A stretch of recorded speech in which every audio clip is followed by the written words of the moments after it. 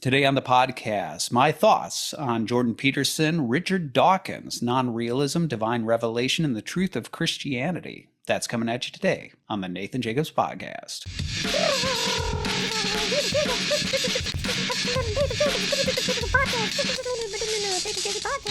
Hey everybody, welcome to the Nathan Jacobs Podcast. Now, for those of you who have been following me closely, you recognize that we are in the month of October. And here on the Nathan Jacobs Podcast, I had promised that we would be delving into spookier topics, sort of October appropriate topics. I did one episode that covered, I believe it was, my producer threw at me, werewolves, mummies, and doppelgangers. Yes, that's right.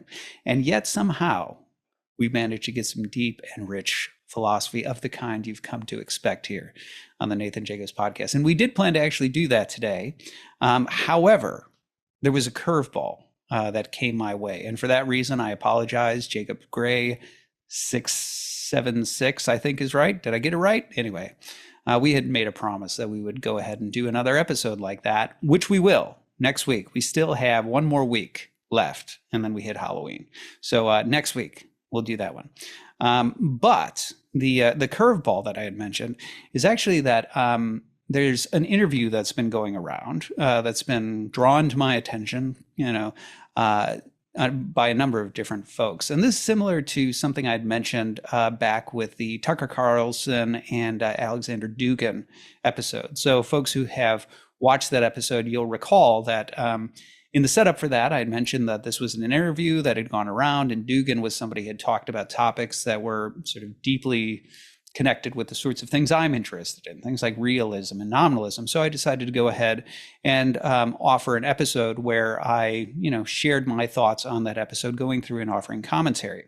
Well, in a very similar fashion, a number of folks have brought to my attention another interview that's currently going around. So there was a conversation between Jordan Peterson and Richard Dawkins. And a number of folks were like, oh, what do you think, Dr. Jacobs? What do you think? Now, I have to say this. I have been very reluctant to speak publicly about Jordan Peterson for a couple of reasons. First, I recognize that there are a lot of folks who feel very much indebted to Jordan, that they've recognized the impact on his life, on their own lives, based on certain things that they've listened to or read from him, and they're great. They have a great appreciation for him, and they don't want to hear criticisms of him. And I get that. That's totally understandable. There's also the fact of the matter is that, Jordan has sort of weighed in on certain political arenas, and there are a lot of people who are appreciative for that sort of thing. So again, big defenders of him. But as inevitably happens when somebody becomes a big public figure, worldwide public figure like Jordan Peterson, has, inevitably there's going to be criticisms that arise. And so you tend to get a little bit of tension, folks who maybe take opportunistic, attacks on that person, trying to drag them down in order to sort of up their own sort of, their own clout, or, launch themselves into the stratosphere of attention, getting into the public discourse or something like that. And then there's also sort of folks on the defending side, and things can get really sort of weird and ugly really quick with that sort of thing. So as somebody who is more interested in talking about broad cultural trends and philosophy and things like that, I've been reluctant to weigh in on somebody as particular as Jordan, because I didn't want to get, sort of dragged into that sort of discourse. And my hope is that what I do here today doesn't. So I just want to call that out as a potential sort of downfall of what I'm about to do here, which is to actually weigh in on this conversation between Dawkins and Peterson. And I also want to, in keeping with that spirit, make clear that even though I'm going to offer criticisms of Jordan, I will, that this is not, I'm not interested in dragging down Jordan. As you'll see here at the beginning, I'm going to go ahead and tell a little bit about my own perspective on Jordan's journey. And I hope it becomes clear that I have respect for Jordan and appreciation for his contributions to the cultural conversation and all the rest. But that does not make him immune to criticism.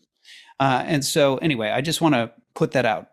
Long and short, I'm not a hater. I will also say this. I'm no Jordan Peterson expert. I'm not somebody who has followed closely his career. So maybe I should start there and just offer my perspective on Jordan, right? And this is not my perspective on his thought, but more my impression of how I first came across him and what has seemed to be the trajectory that I've noticed in Jordan and his public life. Anyway, so I first came across Jordan Peterson way back when because it was actually because of the trans discussion. So this was early on in the trans discussion about preferred pronouns and whether or not you could demand that another person uses your preferred pronouns. And specifically in Canada, this is all my recollection, is that there was some controversy regarding legalities, that it was actually going to be made criminal to not use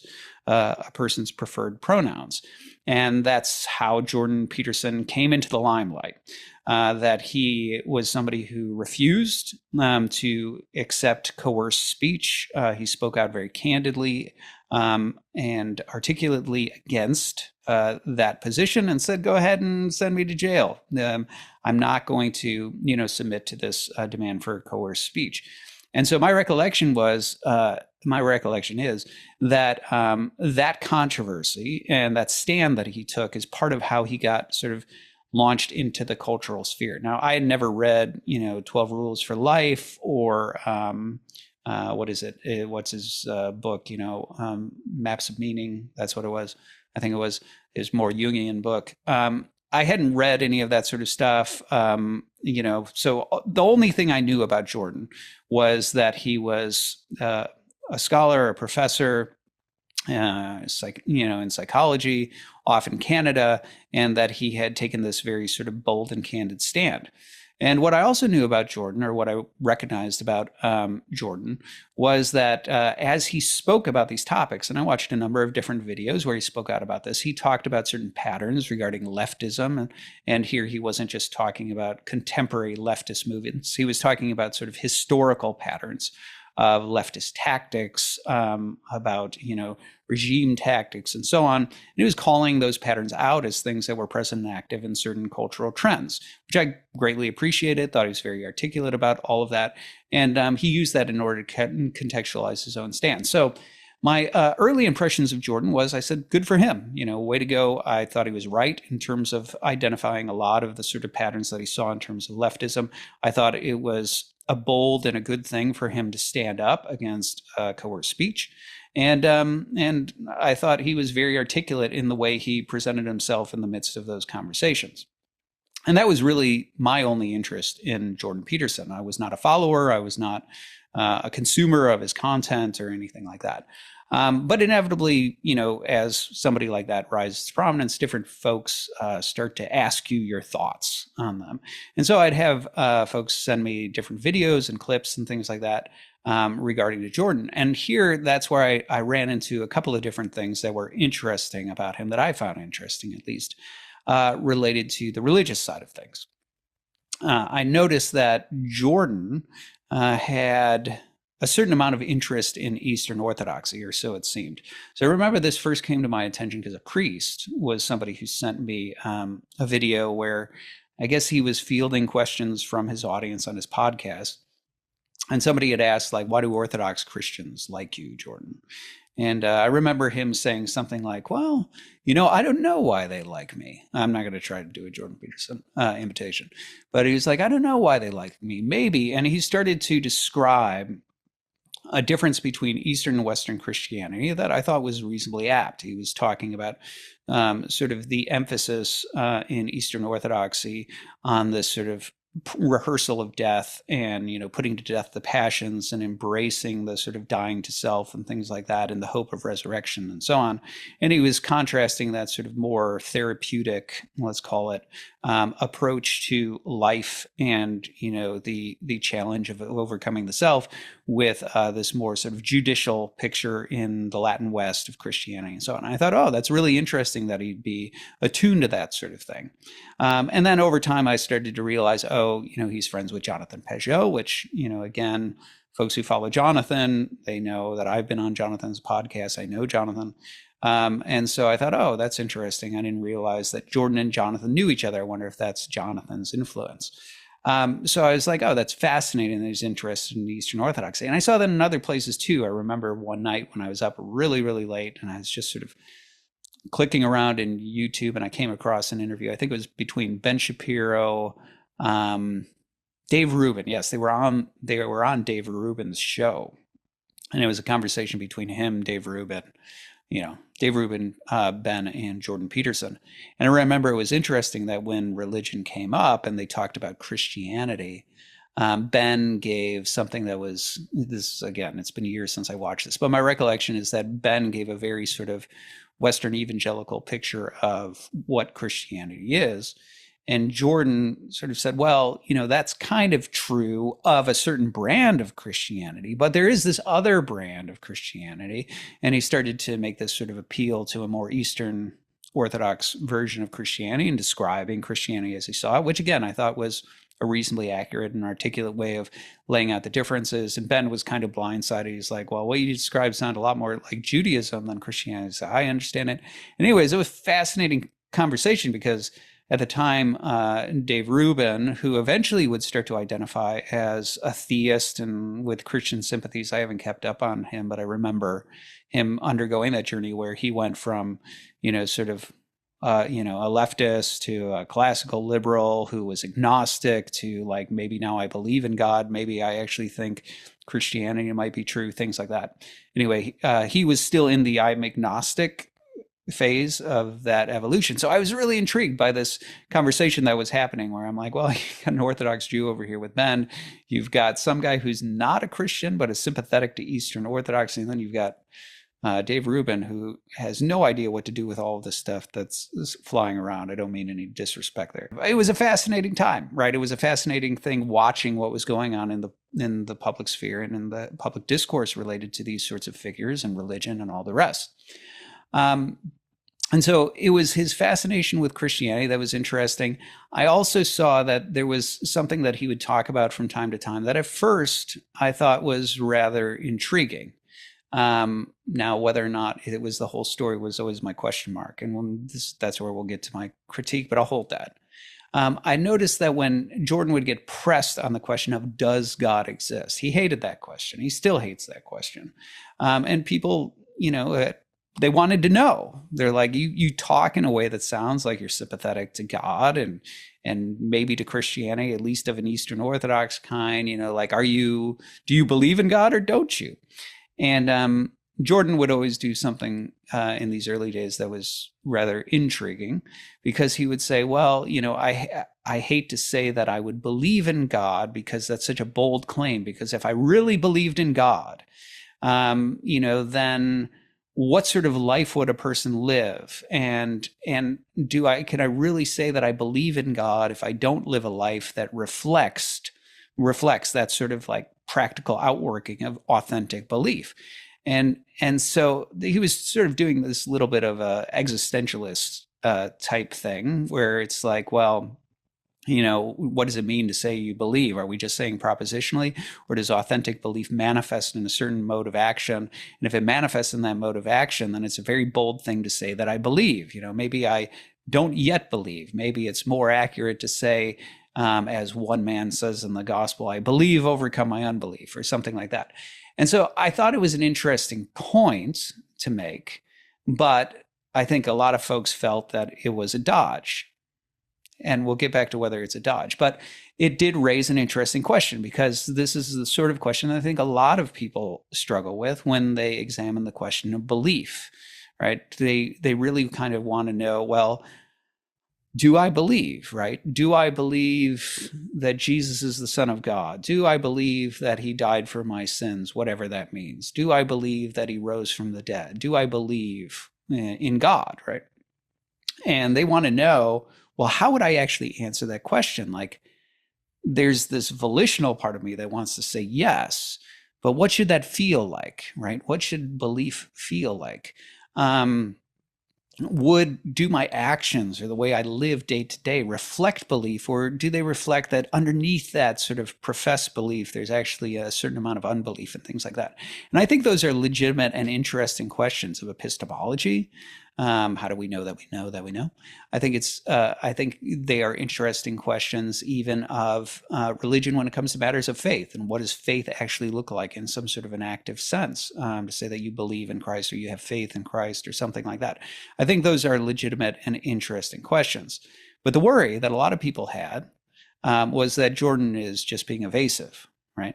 And that maybe this is a way of avoiding the answer to the question because maybe he doesn't really believe, right? Something like that. And for my part, I took Jordan to be very sincere as somebody who was on some sort of spiritual journey. And that seemed to be authentically what was going on.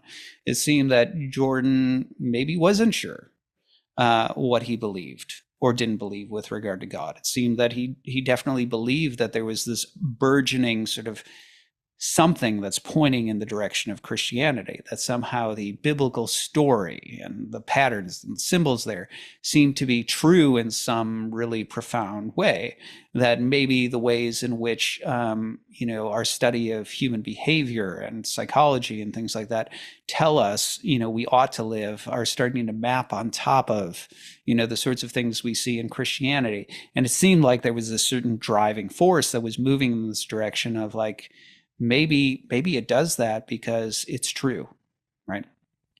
And so I sort of just accepted that Jordan's answer was reflective of somebody who is on a spiritual journey, who probably was in a bit of an agnostic space, but an agnostic and seeking space. But now we get to my suspicion.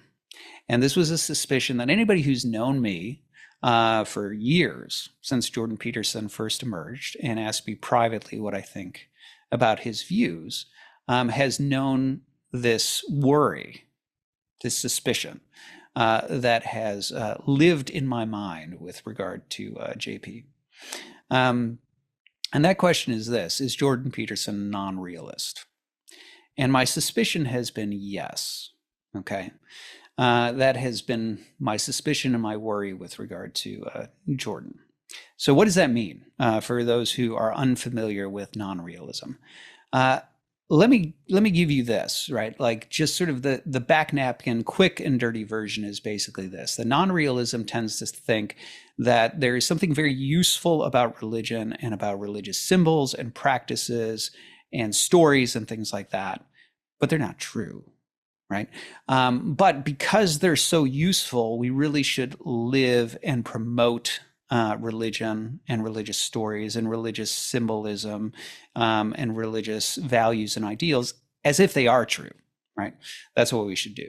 And so that's kind of non-realism. It's kind of like, you tell the kids that Santa Claus is real. We know he's not real, but we want the magic of Christmas to live on. So we'd never tell them that. And we all live as if it's true because we see the sort of magic and the usefulness and the beauty and the whatever of that sort of thing, of that noble lie, right? That's out there. Reference to Plato, by the way, in case anybody didn't catch that. Non-realism. This is something that I have a bit of a history with. I don't say history in the sense that I've ever been a non-realist. I'm not, nor have I ever been a non-realist. I've been a lot of things, but a non-realist is not one of them. However, as folks who know my academic career know, the fact of the matter is that I started out, well, I shouldn't say I started out. My sort of publishing work, where I first started publishing, was all in the realm of Kant studies. So Immanuel Kant, the Prussian philosopher, right? Immanuel Kant. And so my first book was in defense of Kant's religion. And if you want to know more about sort of the journey behind that and how I got into Kant and all the rest, you can actually go and listen to my interview with Chris Firestone. So I'm sure we'll link to that below.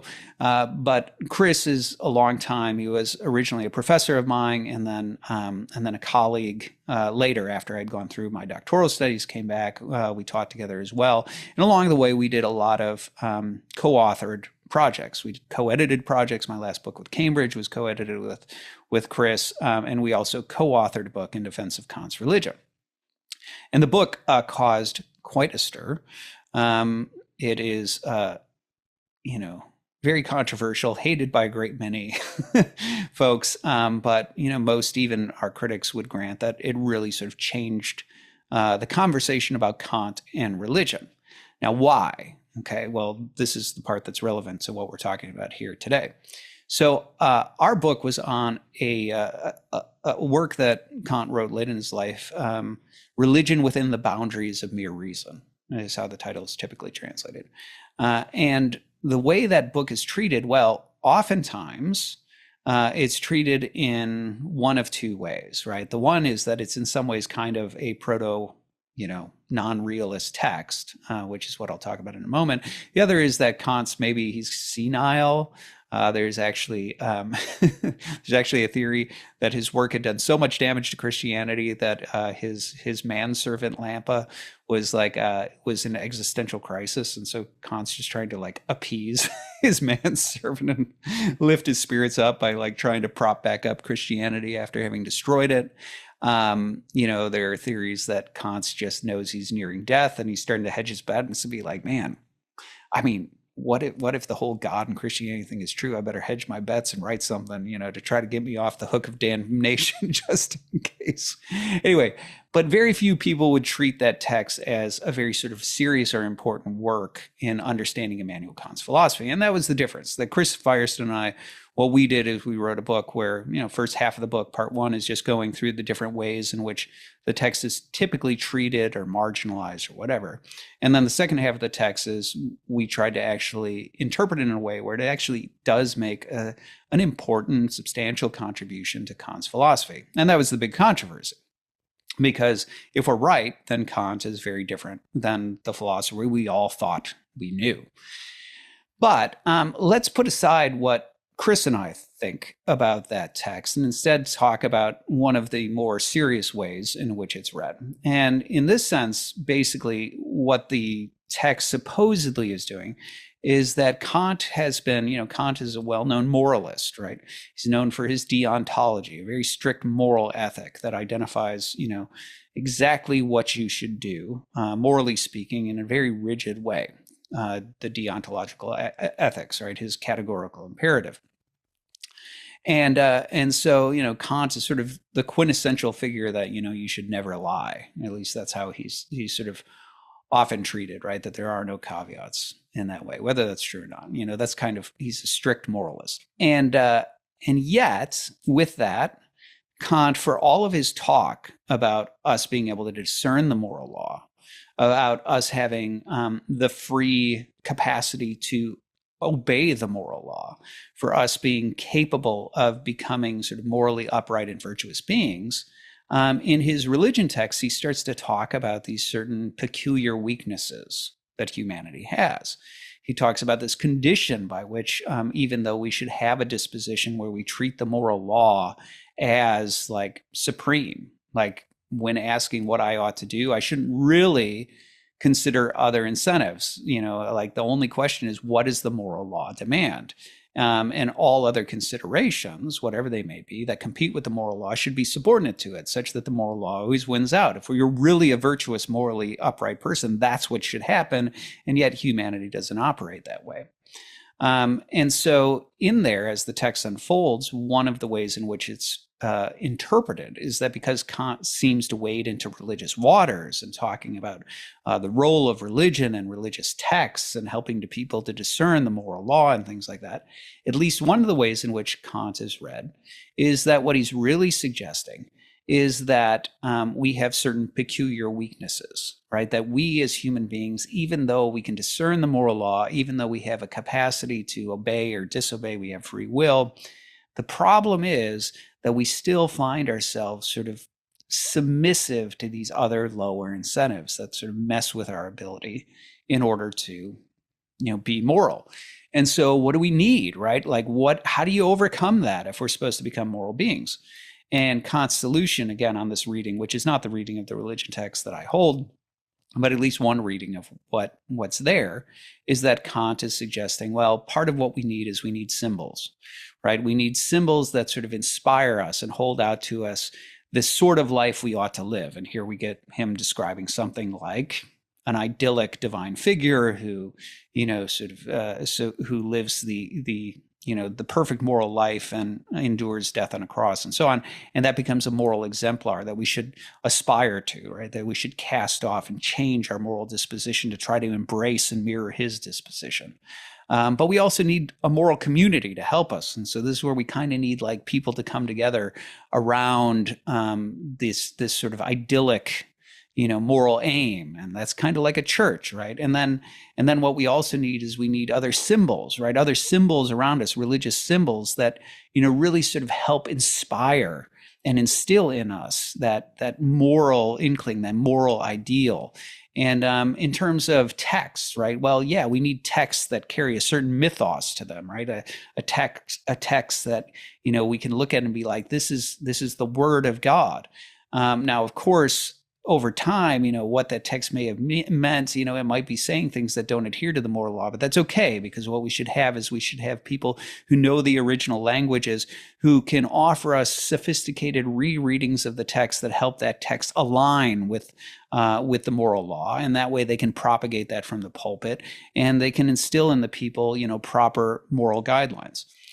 And so in other words, what you end up having, the picture that starts to emerge out of this reading of Kant, is the idea that you have people who have, that even though we should be, sort of striving for the moral ideal, regardless of religion and regardless of religious texts and regardless of symbols and things like that, humanity just has this sort of innate weakness. And the way we shore up that weakness is really with religion. Right? Something like religion, that what you need is a moral community. You need symbols that represent moral ideals, things that inspire and offer some sort of underlying inspiration to sort of propel us forward, sacred texts that we can hear and be inspired by. And of course, if those sacred texts or those symbols don't align with the moral law, we just fix it, right? We just sort of reinterpret them in a way that does align with the moral law. Because at the end of the day, all of this is supposed to be sort of, a useful way of stirring people on toward moral ideals. So that's one way Kant's read. Now, like I said, Chris and I took a very different tact in how we interpreted that text, but that's not my point. My point is the fact that Kant is so often read that way, that whether that's what Kant meant or didn't mean, what was inevitable is somebody would eventually mean that, because that's actually exactly what happened. So for those of you who haven't listened to The Most Important Question, I recommend that you go listen to that episode. In that episode, I talk about the history of ideas and I lay a certain sketch of the history of ideas, which has to do with the rise of realism and then the sort of attempting of a new road in modernity in nominalism. And in that narrative, you'll recognize the way in which I talked about the fact that the road of nominalism starts to unravel and lead over to Kant, and how it moves beyond Kant into Hegel and leftist Hegelians and so on. I'm not going to belabor the question of realism, but it is important for the sorts of things that we're going to talk about here. So I'll just quick, pause and rehash that yet again. So realism is basically this. All of philosophy recognizes that you and I look out into the world and we see certain structures that are there. We think immediately terms of like genera, animal, species, human, common properties, bipedal, 10-fingered, whatever it is. That basically we think in terms of structures, in terms of groups. All of logic, all of language, all of reasoning, all of perception is based on this sort of thing. And the real question that emerges is the question of why does the mind do that? Does the mind do that because those structures are real and out there in the world in some way or another, those things are real, whether it's, a Platonic explanation where there's an archetypal world, or it's an Aristotelian explanation where they're somehow immanent in the things themselves or their ideas in the minds of God or whatever it may be. Are those structures real? And in some ways, the organizing principles of reality? If you say yes, then you're a realist. You're saying they're real. Or is that completely false? And the idea is that like what really is the case is that matter is sort of out there and randomly in motion and chaotic, and these structures are not real. And the mind sort of invents these names in order to organize it. That's where you get nominalism, nomen, Latin name. The mind invents these names and then projects them on reality, creating organizational structures to help it sort of deal with all the chaos, even though those structures are not real. They're just mental fictions. So if you say they're mental fictions imposed on reality, then you're a nominalist. If you say, no, the mind does that, it identifies those patterns because those patterns are out there and they're real, then you're a realist. Okay. That's going to be really important to some of the things that we talk about with Jordan in a moment. But suffice to say, in the most important question, I lay out the history of ideas from that perspective. And the case that I make is that basically all of the history of ideas can be looked at through the lens of that question. And that the history of ideas really begins as sort of driving toward that question, and it consolidates around realism. And that becomes the ancient and medieval philosophy. And then in modernity, what happens is a number of folks try to resuscitate nominalism and try that road instead. And I explain how modernity goes down the road of nominalism, reason begins to unravel in its hands, skepticism takes hold, and all the different sort of tactics by which, the nominalists try to sort of put the genie back into the bottle, as it were, after they've gone down that road and stabilized reason. But why I think the unraveling of reason is just inevitable. The unraveling of reason, the unraveling of society, and all that sort of stuff. And then I go on and I explain the cultural trends we see today through that lens. So, you might want to look at that episode. Also, I do an episode where I do the case for realism, where I explain why I'm a realist. But anyway, those are a couple of things that you can check out. But now back to this. In that most important question, one of the things that I explain is I explain how, in modernity, once the road of nominalism is tried and reason starts to unravel and move towards skepticism, right? Immanuel Kant becomes one of the attempts to stabilize reason. And how he does this is with the turn to the subject, right? So what Kant does is, rather than answering the question of whether or not the world out there corresponds with the world in here, he sort of dodges that question in some ways. Because that question of correspondence really is the question of skepticism, right? The question of skepticism is, well, how do you know that there's actually a cup outside of the mind? If there is something outside of the mind, how do you know that it conforms with what's in your mind, and so on? And so Kant really sort of dodged that question by doing a turn to the subject, meaning he presumed that the mind has certain innate structures. And so those innate structures are the things under which we organize reality, period. So whether or not reality is that way or is not, we sort of can, function and operate as if there is conformity there. And how else could we do anything else? But really, philosophy now becomes an exercise in psychology, where really what we're focused on is these internal rational structures. What are the needs of reason? What are the rational beliefs we need to hold to in order to move forward, and so on? And so, as you can anticipate, when you hear that sort of thing, naturally what you start to get is the groundwork for non-realism. Now, I would not say that Kant is a non-realist. In fact, Chris Firestone, in my edited book, book that we edited together, The Persistence of the Sacred and Modern Thought, his essay is on why Kant couldn't be a non-realist. And I think the answer is quite simple. If you're a non-realist, you are sure that God doesn't exist, right? You're reasonably sure. You're like, yeah, he doesn't exist, but we should live as if he does, right? It's very useful. It's not just agnosticism. And the problem is Kant's system kind of requires agnosticism. So I don't think Kant is a non-realist. I think he is someone who is genuinely agnostic about whether God exists. And then when he looks at the structures of reason and of thought, he begins to ask, like, well, what do I need to believe in order to have coherent, rational belief, right? He's essentially saying, like, just to use an example, I have to believe that I am free. Why? Well, because my moral intuitions tell me that in order to be held morally culpable, which I do hold myself morally culpable, for morality to be meaningful, I have to, be able to discern the moral law, and I have to be able to do it or not do it. In other words, freedom is a condition for moral responsibility. And so I have to believe that I'm free, right? And so in similar ways, Kant goes down these roads with regard to what are called transcendental arguments, in order to try to make the case that we should have rational belief in God, right? related to things like morality and the highest good and things like that. So I think Kant is an agnostic who advocates rational belief in God, even though he doesn't think you could ever know whether God exists. And that's different than non-realism, okay? But what you start to see is after Kant, you see a couple of different things. One of the things that you see evolve is you see the philosophy of Hegel. And again, I talk about this in the most important question. But basically, Hegel moves toward pantheism as a way of addressing what he sees as a deficiency in Kant.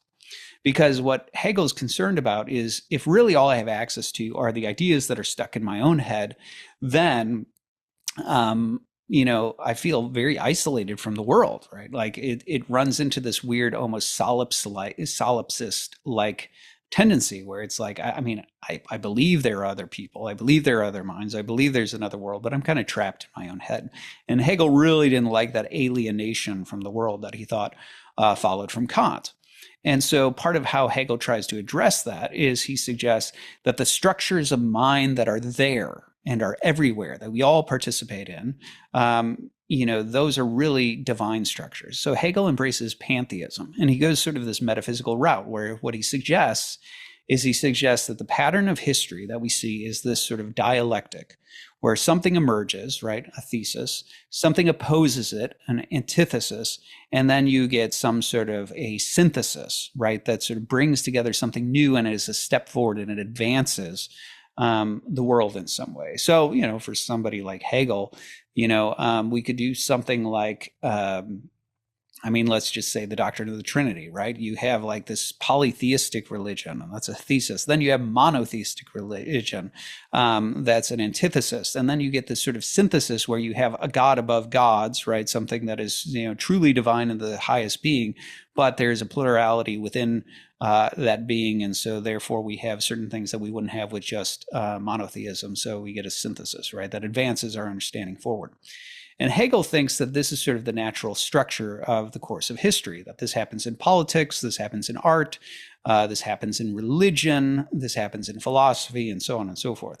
And people loved this, right, as an explanatory way of looking at the world, right? Hegel was a philosophical rock star, so to speak, whose lectures really just, people were amazed at the explanatory force of this way of approaching history and various topics.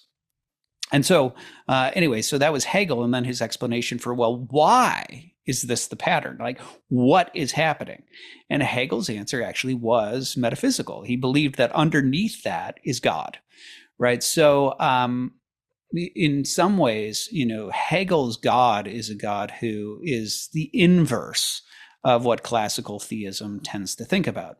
In classical theism, you tend to think of God as fully realized, fully actual, immutable, and then the world is something that sort of draws out of potentiality into actuality. It grows up, it evolves, it progresses. Well, Hegel did something, sort of a bit different, let's say, where his presumption was that God is only, sort of implicitly all the things that we think about, omnibenevolent, omniscience, et cetera, et cetera. But for Hegel, what he suggests is that those things only gain articulation in and through the world. So what's happening is the evolution of the world, right? What the world is basically God unfolding his perfections. And those perfections are moving from potential and sort of primordial states toward their fully realized state. And so according to Hegel, what's happening in the dialectic is really sort of the movement toward some sort of ideal, right? What's happening in rational discourse between you and me is really God talking to God and moving toward greater understanding of God's self. I always find this hilarious because what that really means, if you're going to take that at face value, that means that God first came to realize that this is what he was doing during Hegel's lectures on philosophy of religion. So, it's a bold claim. But anyway, be that as it may. So Hegel at least had underneath, when you ask the question of like, well, why does history progress in this way? Notice this is a philosophy of progress, right? That the world is moving forward, that it is progressing. It's not just that we're progressing in terms of technology, we're progressing in terms of morality, we're progressing in terms of religion, we're progressing in terms of politics, and so on. And so that optimism, if you've ever heard of progress, like a philosophy of progress, where they really believe things are inevitably just sort of pressing forward, Hegel's philosophy is the quintessential philosophy of progress. And why, though? The question is like, well, why are you so confident that it's progressing, Hegel, as opposed to just changing? And the answer is because of God, because he believes that really what you have is you have God's own perfections unfolding and moving us forward in a certain direction. So it's like an organism that's generating, that's growing up, that's flowering. And so that's what Hegel thinks is there. So yes, there's sort of these ups and downs, this roller coaster ride to it, but the overall trajectory of the dialectic is in a progressive manner. So that's how Hegel could answer the question. If you're looking at Kant and you're like, well, Kant, why are these structures there, right? Why do we inevitably think in these certain ways, right? Why do we look at the world and impose these sorts of things, and do they correspond to the world? Hegel actually had a way of bringing together that sort of that mental world with the physical world, because Hegel could say, well, the reason those structures are there in me and in you is because we are both sort of cells within the divine organism. So this is sort of the finite articulation of the mind of God. And that's the same thing that's organizing, not just my material and my mind, but also your material, your mind, and the whole world itself. And so that sort of divine organizational structure is what's working its way out. And this is why we can have confidence in the dialectic and progression of history and so on and so forth. Anyway, now the reason that's important is because what started to happen was the emergence. Again, I talk about this in the most important question, not to be redundant. The reason that's important is because what started to happen was the emergence of leftist Hegelians. So leftist Hegelians were basically folks who were like, I like this system. The dialectic, it has explanatory force. It's good stuff. I really dig it.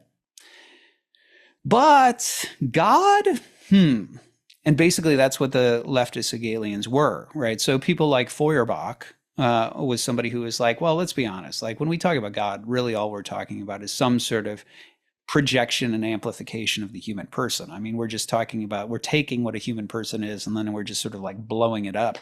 And we're saying like, that's God.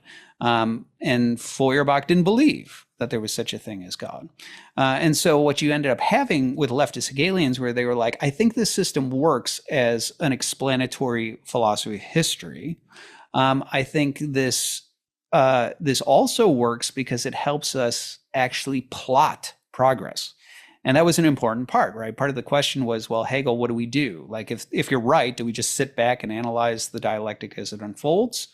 And a lot of people were like, no, I think what we should do is we should actually, now that we see the pattern, right, we should contribute to the pattern.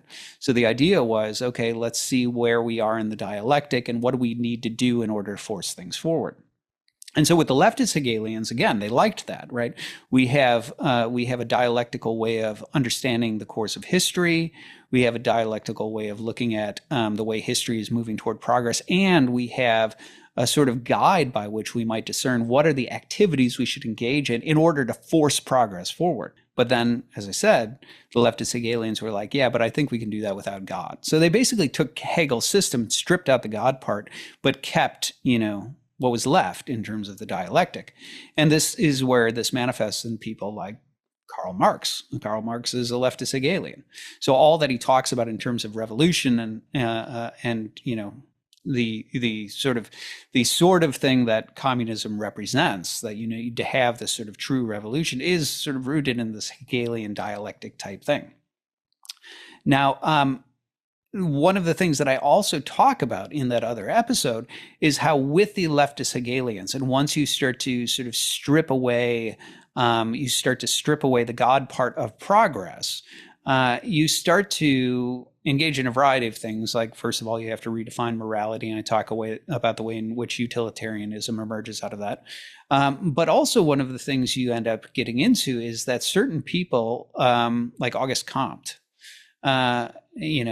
and certain folks recognize that there's still something really important to culture about religion. So even when they sat there and they said, you know what, I think Hegel's correct about the dialectic. I think he's correct about progress. I think we leftist Hegelians are right that we can sort of engineer and take hold of the machinery and compel, right, the dialectic forward, but we don't need the God stuff.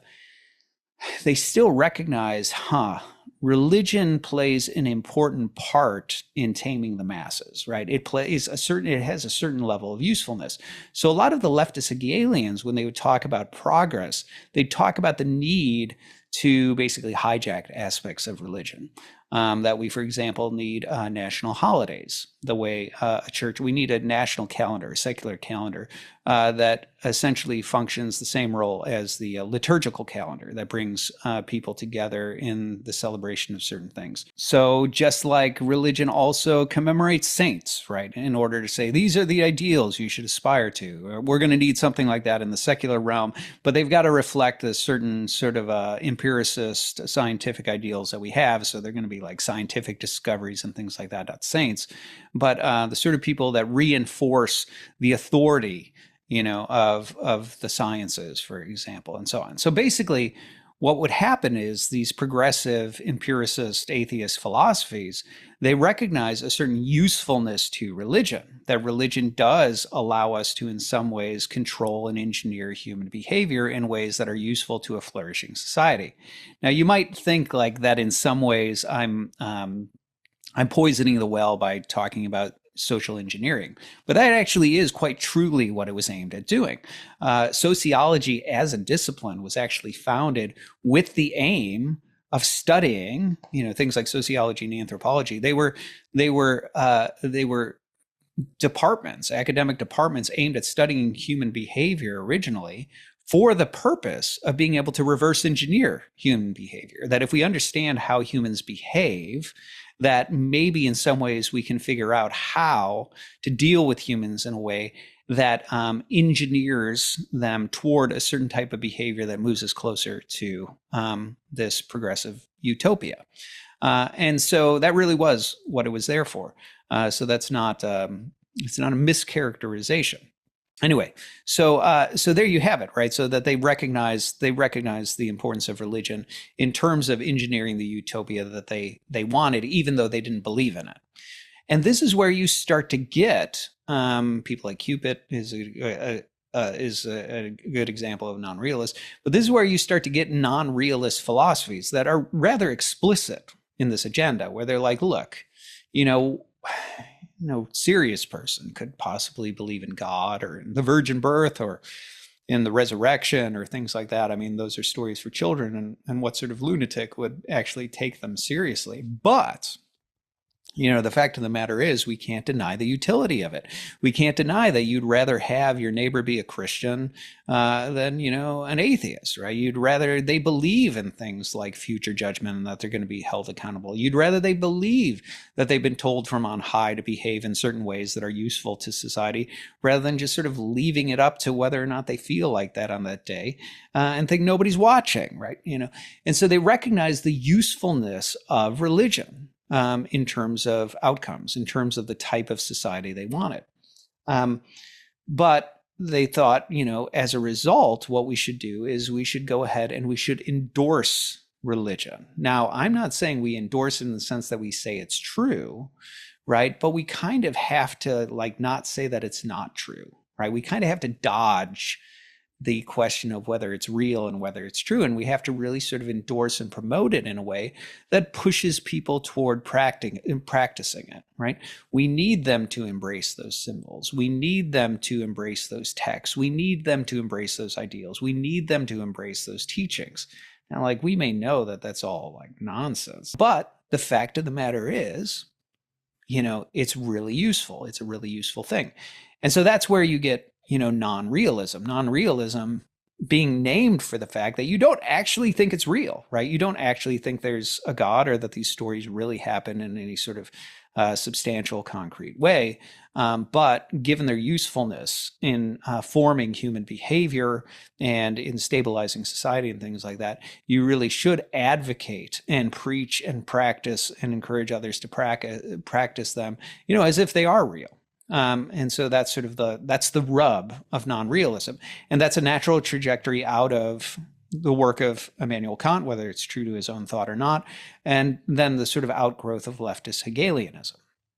So, very long prelude, very long introduction to talk about non-realism and my worry that I think Jordan has non-realist tendencies, and I've always suspected that.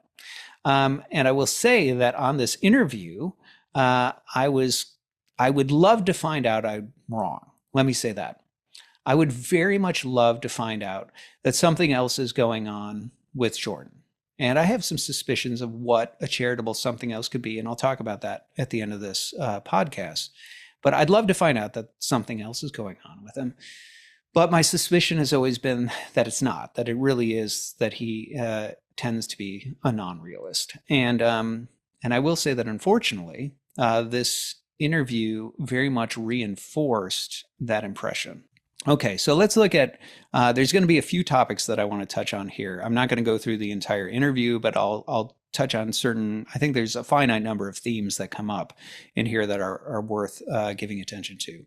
So the first of these is that they have a discussion about the difference between, well, the language they're using is archetypes and memes. Okay, and really the sort of question of whether or not there is a difference, what that difference is, and I think this is an important question for Jordan for reasons I'll explain. But let's start with a clip. Here you go. A meme is a virus of the mind. So it's something that spreads because it spreads because it spreads. It's something that spreads by imitation. As I understand it, an archetype is quite different from that, because an archetype is something which all humans have as a virtue of being human, something that's built in. So it's not something that spreads as an epidemic. It's something that we all have anyway. And I suppose that it could turn into a meme, but I would think it would be muddying the waters to even say that there's something very much in common between an archetype and a meme. Well, I think maybe the appropriate way of tying the two ideas together, given what Dr. Dawkins just said, is to notice the fact that something spreads because it catches. Things catch because they have an emotional resonance, and so they attract people's interest. And so they attract them in an exploratory manner. That'd be one way of thinking about it. That would be attraction on the positive emotion side, or they attract them on the negative emotion side. And so that would loop the idea of the catchiness of an idea, a meme, let's say, with the more underlying motivational structures. And as the idea is more related to the action of underlying biological motivational structures, it becomes more and more expression of something that's instinctual and archetypal.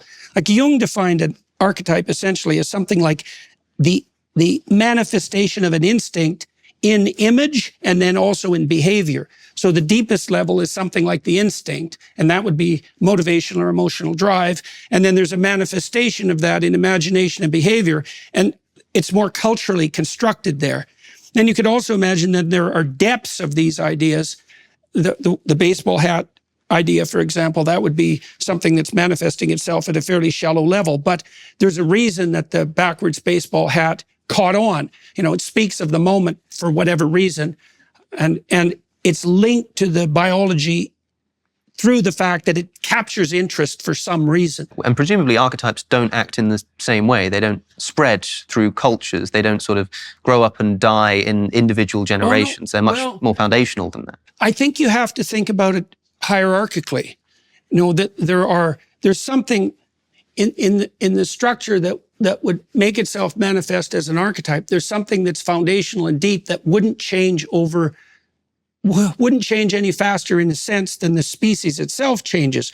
But then there would be efflorescences of that idea that would be less permanent as they were more attuned to the specifics of the time.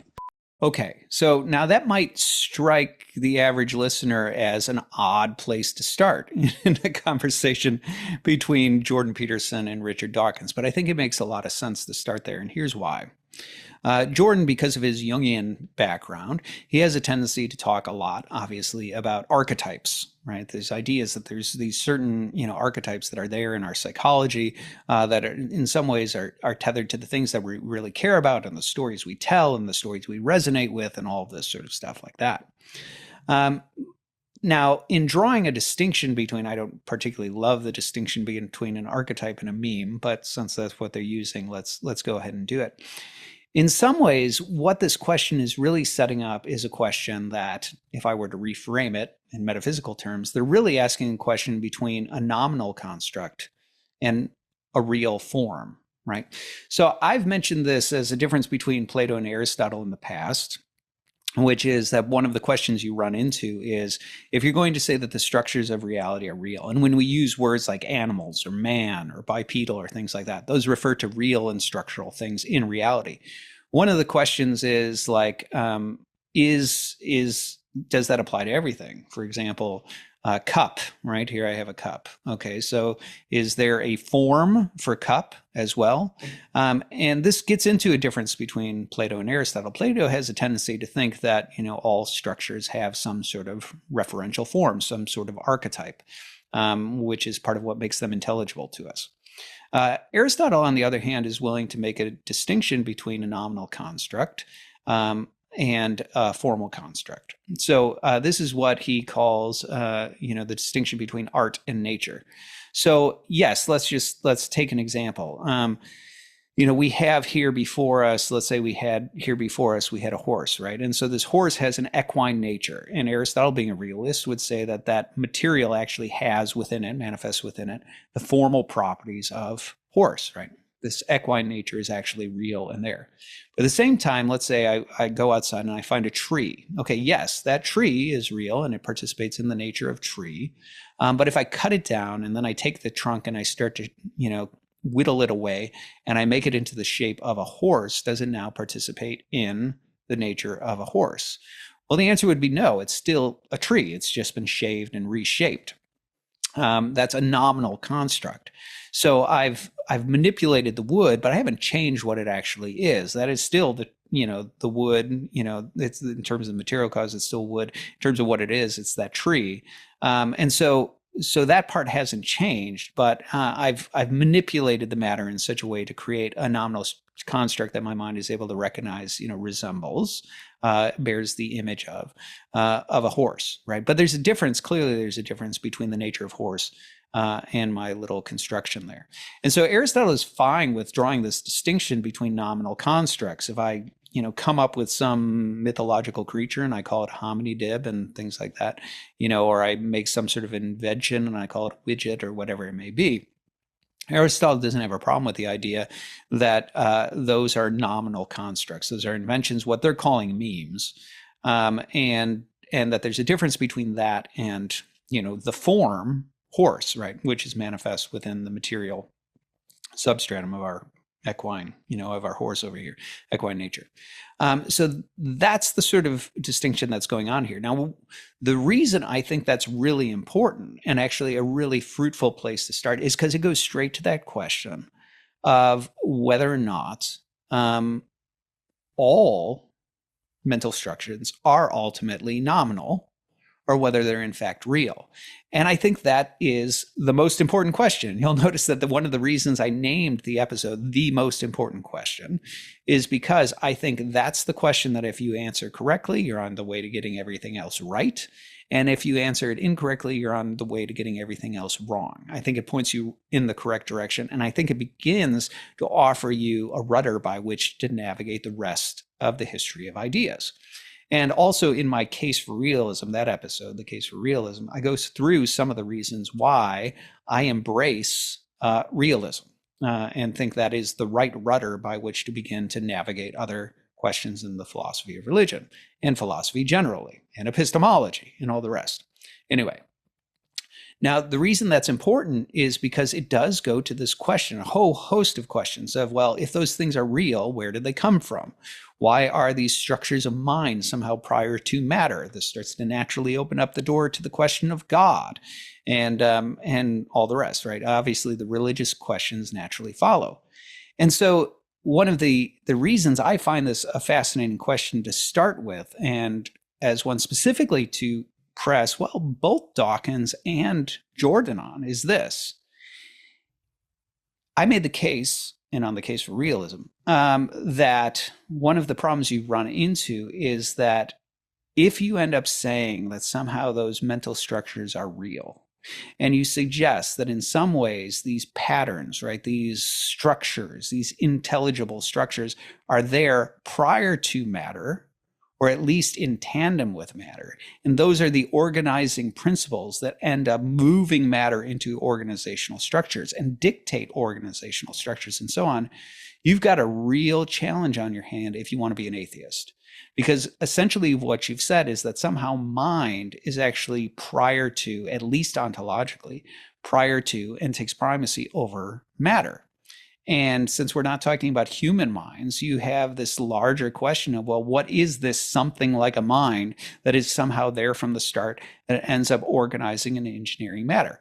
And I think that's a really important question for somebody like Richard Dawkins, who is an atheist, right? You want to start to talk in some ways in scientific terms about the ways in which the world sort of unfolds and things like that. But you want us to just grant things like laws of physics and mathematics and principles of mind and all these sorts of things that you need in order to tell that story, without offering any explanation for why these rational, intelligible structures are there as part of the fabric of the world. I think it's a massive blind spot in empiricism generally and atheistic empiricism specifically. So I think it's a relevant question for Dawkins, but it's also a relevant question for Jordan Peterson if you're curious whether or not he's a realist, right? And here I'm using realism. We're getting into a slight terminological difficulty. Non-realist in religion doesn't refer to realism the way I'm using realism. It's not saying like non-Platonist or a non-Aristotelian. When it's saying non-realist, it's referring to whether or not God is real, whether God exists, right? And so that's a different question than whether you're talking about realism and nominalism. But it's still, let's just swap it out rather than non-realist. Let's just say this. It's an important question for whether or not Jordan believes that God exists, right? Because if you're going to say that the archetypes that are there in the mind, right, the way Jordan talks about these sorts of things are there, you face the same question. Jordan, why do you think they're there? Do you think they are just part of our, evolutionary biology? Or do you think they're there because the world originates something like a mind and that there actually is a rational mind from which we originate? Do you believe in God, right? That's the question that it's ultimately going to force at some point with regard to any sort of talk of rational structures. If you call them archetypes, you want to call them archetypes and go the Jungian thing, or you want to call them forms and you want to go the Platonic route, the question is still going to emerge. And so I think that's a really important question for somebody like Jordan to answer. So how does Jordan answer the question? At first, I was pleased with the direction that he started to go. I thought, maybe I'm wrong about this whole non-realism thing. And I would have loved to find out that that's true. But the problem is Jordan talks out of both sides of his mouth when answering this question in this first part. And he only does it once, he only does it in a subtle way, but that subtle way planted again that seed of doubt that maybe there's an underlying non-realism here.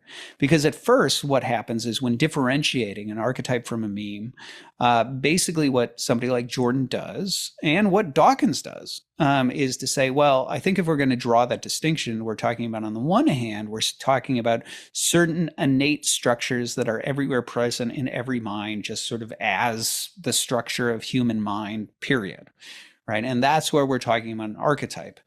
A meme, on the other hand, is something that sort of is a contagion, right? It's an idea that starts, it's sort of like a nominal construct that can catch on and it begins to resonate with other people and spread and so on and so forth.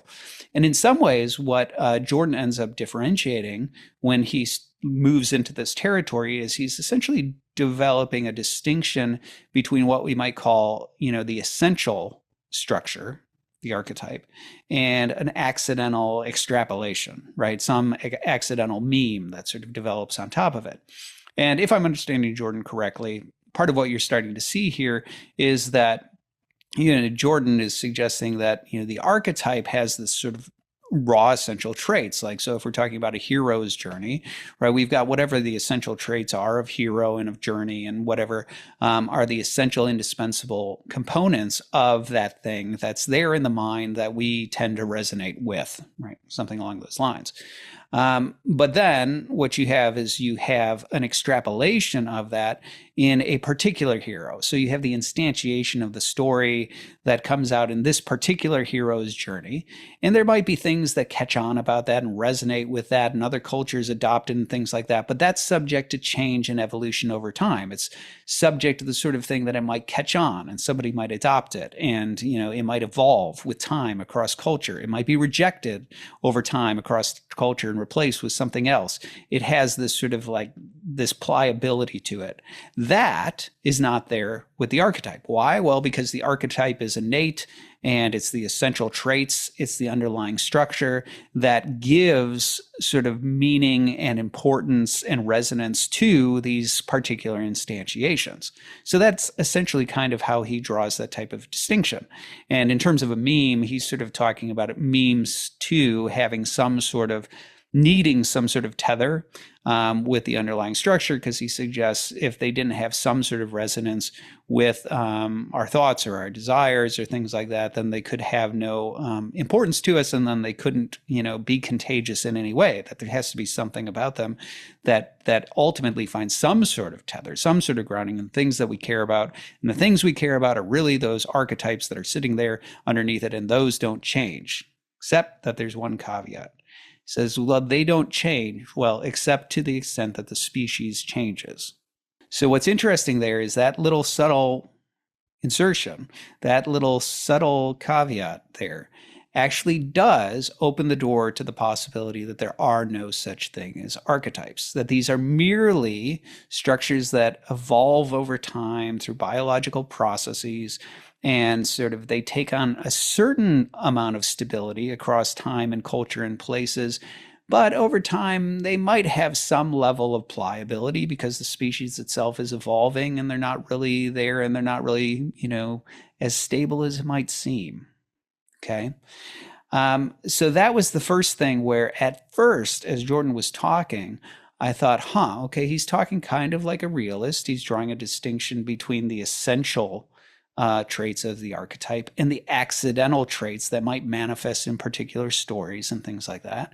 And then he's suggesting that the archetypes in some ways need to have some role in anything else up here, in the sort of meme level, that, it needs some sort of grounding in the things that are there and how we think and how we process and what we care about. Otherwise, it wouldn't have any resonance with us and so on.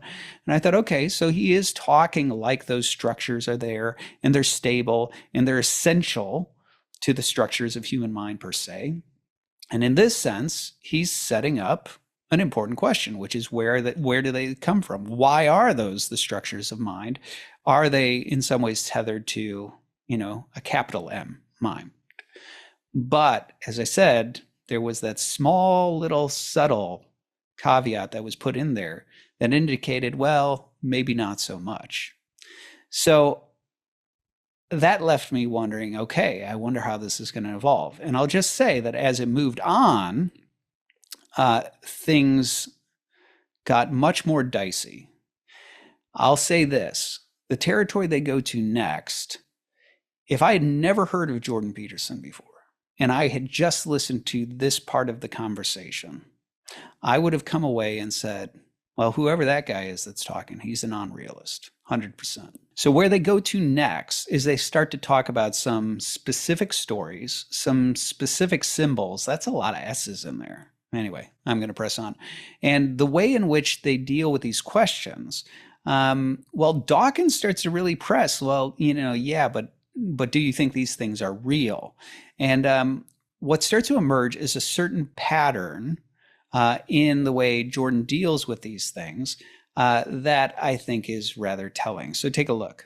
You don't believe Cain actually existed, I presume. I think the pattern that Cain represents is an eternal pattern. And so yes, it's a higher different. level of existence. That's different. I realize that. Well, there are Cain types who exist, and there could well be there are Cain types. Yeah. But Cain himself, I mean, you give the game away where you say in your book, Cain and Abel were the first humans to be born in the natural way. Now that betrays you as it were pretending you think they really existed, because you wouldn't have said they were born in a natural way unless you were muddling up facts with symbols there, because you don't think that Cain and Abel existed.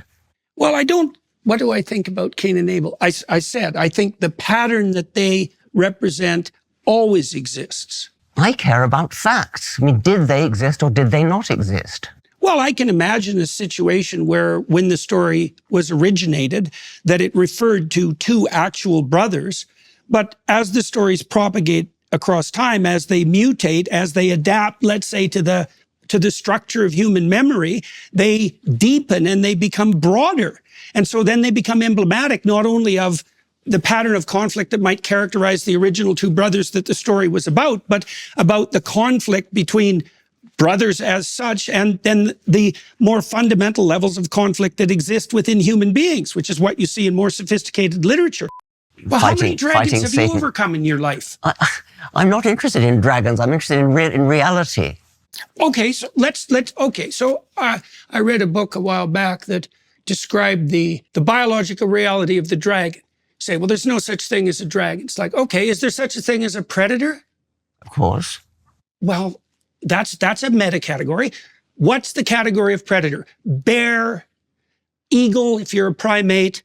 Fire? Is fire a predator? No. Well, it's complicated because a fire kills you. Okay, so is there a worse predator than serpentine, flying, fire-breathing reptile?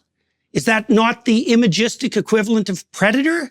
So in what way, if predator is real, in what way isn't dragon real? It doesn't take that much imagination to see the identity. So a dragon is a pictorial representation of the abstracted concept of a predator. Yes. As you say, we already have the term predator. I mean, you can't paint an abstraction. We had the image way before we had the word. Sure, okay. But that's a seriously important thing to understand. But now we have the word. We have the word predator. And maybe if we were doing art, maybe if we were all going to sort of draw a picture or tell a story, and we wanted to invent a story to give our children a good moral message, we might invent this dragon or use this dragon as... Well, we do, always. We do it continually. Exactly, we do. We do it with Harry Potter. We do it with The Lord of the Rings. We do it with the Avengers. But when you say... There's no escaping from it. But when you say the biology of a dragon, you must understand how that can be misleading as to the enterprise that you're engaging in, because we're talking here about narrative, we're talking here about art, we're talking here about representations in literature. I don't think the category of dragon is any less valid than the category of lion. Any less biological? Well, it depends on your level of analysis. Okay, so in these couple of clips, right, one of the things that you start to see is you start to see the fact that there's a very clear and direct question being asked, right? The question is rather simply, do you think Cain and Abel were, real historical figures that existed, right? Do you think this story that's being told actually happened? Similar with the dragon clip, right? They want to know, do you think dragons exist, right? And what happens is the pattern that keeps on happening here is that the question, which is very straightforward, you understand it, I understand it, Jordan understands it. Jordan pivots, right? He pivots in a way to try to defang the question and suggests that the question really doesn't matter, right? That it's insignificant in some ways, because the importance of Cain and Abel is not whether or not they existed, right? The importance of Cain and Abel is what they represent. There's a certain pattern having to do with, brothers and with struggle and with murder and, this sort of emblematic thing for all the evil that unfolds within the world. And that's the real importance of it, and so on and so forth. But again, the question that they want to know is, yes, but are you suggesting that this is a mere story? Or are you suggesting that they really existed, right? Similar with the dragon thing. They have a very simple question, right? Do you think dragons exist, right? Do you think that there are somewhere in the cosmos, or has been somewhere in the cosmos, serpentine things with wings that blow fire, right? Like that's what we want to know. We understand that question. Everybody understands the question. Jordan understands the question. But again, Jordan goes into this mode of trying to evade the realism question, the realist question of that, because he's trying to say that it's inconsequential. in some ways. Well, why? Right? Why is it inconsequential? Well, because, and then he goes into the symbology of what it means. Well, you see, we have this, we didn't have the word for predator. So, this becomes, if you're going to come up with this sort of category of predator, then, what do we have? Well, we have different types of predators. Fire is in some ways a natural evil. To certain types of people, it's danger, right? And we pair that with winged things, and then we pair that with clawed things and with fanged things and so on. And we come up with this sort of, archetype for, predator as such, which is, the dragon. But then we pair it with these stories about gold, and it's guarding gold. And so this becomes the importance of the dragon is that, if you can overcome the predator and you take a different sort of disposition toward danger. And what we see is that if I face my danger rather than flee from it, maybe there's some good to be, gained on the other side of that. And that's symbolically what it means, and so on and so forth. Okay, let's pretend everything I just said there about the dragons is true. I'm not always convinced that everything that Jordan says about symbology and the sorts of things that you find in these stories actually is accurate to their meaning or how they evolve over time. But let's put aside that entire question. Let's just pretend that every word that I just said about, dragons and its meaning, playing off of what Jordan said, is actually accurate and true. It still leaves unanswered the question of, well, do you believe that at some point there were clawed, fanged, serpentine, fire-breathing, animals that walked around on our earth? It's a straightforward question. Now, in the case of Cain and Abel, you run into the same sort of thing. They're pressing him on a very simple question. Do you think that Cain and Abel were real human beings, that there was a guy named Cain, there was a guy named Abel, and that somehow the story that we read there, some version of that story, happened? And that's what's being relayed to us. And what's interesting is Jordan waffles quite a bit on this. On the one hand, he suggests that the story evolved over time and so on and so forth. We'll talk about that as we move on here. And so he talks about maybe there were certain people that were named that, or maybe there was some ancient memory, in the first version that was ever written that had to do with some really people, but he doesn't think it matters, right? And he tries to actually remove the importance of the historical question, excise it from the meaning, right? The sort of symbolic, representation, the lesson, whatever it offers to us. And that in itself is actually telling, because what you're actually demonstrating there is you're actually suggesting that there is no value to the historical question, whether there's a correspondence with existence, because its sole value actually is in the symbolic. That what makes it real is just merely the symbolic meaning of it being real. What makes it real or hyper real is that it matches some sort of pattern that's there within the human psyche and the structures of reality. And that's the thing that really matters ultimately. Now, that in itself, as I said, is really telling. But it's also, I'll say a couple of different things. First of all, it's a little strange. Historically speaking, there was never really a dichotomy between, literal, allegorical, moral. It was always presumed that a text can have all of those things, that there can be the literal historical, this is what happened, layer to the text. And that's true. That also what happened in the text can have to it certain typological things about it, right? That somehow there's an anticipation of a certain type, right, that is to come. That there can be allegorical meanings on top of that, that somehow this brings to mind, right, this represents this thing and this represents this thing and so on and so forth.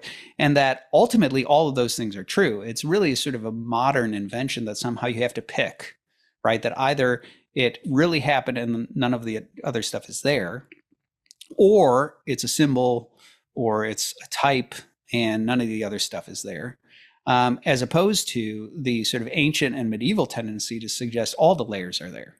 Yes, it really happened. that yes, there are moral lessons to be drawn from it. Yes, there are also types of things that are to come. And yes, there are allegorical meanings to it as well. And part of that was actually related to the belief that the text and history was under the care of Providence. So that the text, history itself, all of these things were sort of carefully crafted and nuanced, and that's one of the reasons why the biblical text could be treated in that kind of a way. We'll talk more about the question of divine inspiration and the origins of Scripture and that as we move forward, because that's another of the topics that they bring up. But the fact that Jordan ends up slipping into this sort of dichotomy is in itself rather telling, because you tend to see this where, there are biblical literalists, right? That's what they're often called. Again, a very modern phenomenon. Which is what Dawkins identifies with. He's like, I'm a literalist. I presume that, the text is telling you a story and it presumes that story happened. And if I don't think that story happened, I think it's reporting something false. It's a very correspondence, theory of truth, which I'm actually very fond of myself. Correspondence theory of truth is just as simple as to say of that which is that it is true. To say of that which is that it is not is false. Simple as that. So if I say that the cup exists, that's true. If I say that this cup does not exist, that's false. Right? And so Dawkins has that sort of tendency. And he's like, that's what I think is going on in the biblical text. Now, ironically, Jordan comes in with a perfectly suitable recognition of saying, like, I think there's other things going on in the text. I think there's certain moral lessons. I think there are certain patterns here. I think that there are certain allegorical meanings and things like that. Regardless of whether he interprets it rightly, the fact of the matter is to see those sorts of things there is also true. But what's odd is you have this sort of living embodiment of this modern dichotomy that's not there in the ancient world. Where, like, I think all of those things are the case, and they're all there in the biblical text. The very fact that Jordan thinks that the sole importance is the symbol, so much so that it's irrelevant whether it happened, actually is not only odd in the same sort of way the literalist is odd, but it's actually largely problematic. And that problematic problem, the problematic thing that I'm referring to, we can see very clearly when they broach the question of the story of the virgin birth. Take a look. When Professor Dawkins asking about the virgin birth, you started talking about metaphor, you started talking about myth. I think you must understand that when Professor Dawkins is asking you, do you believe that Jesus was born of a virgin?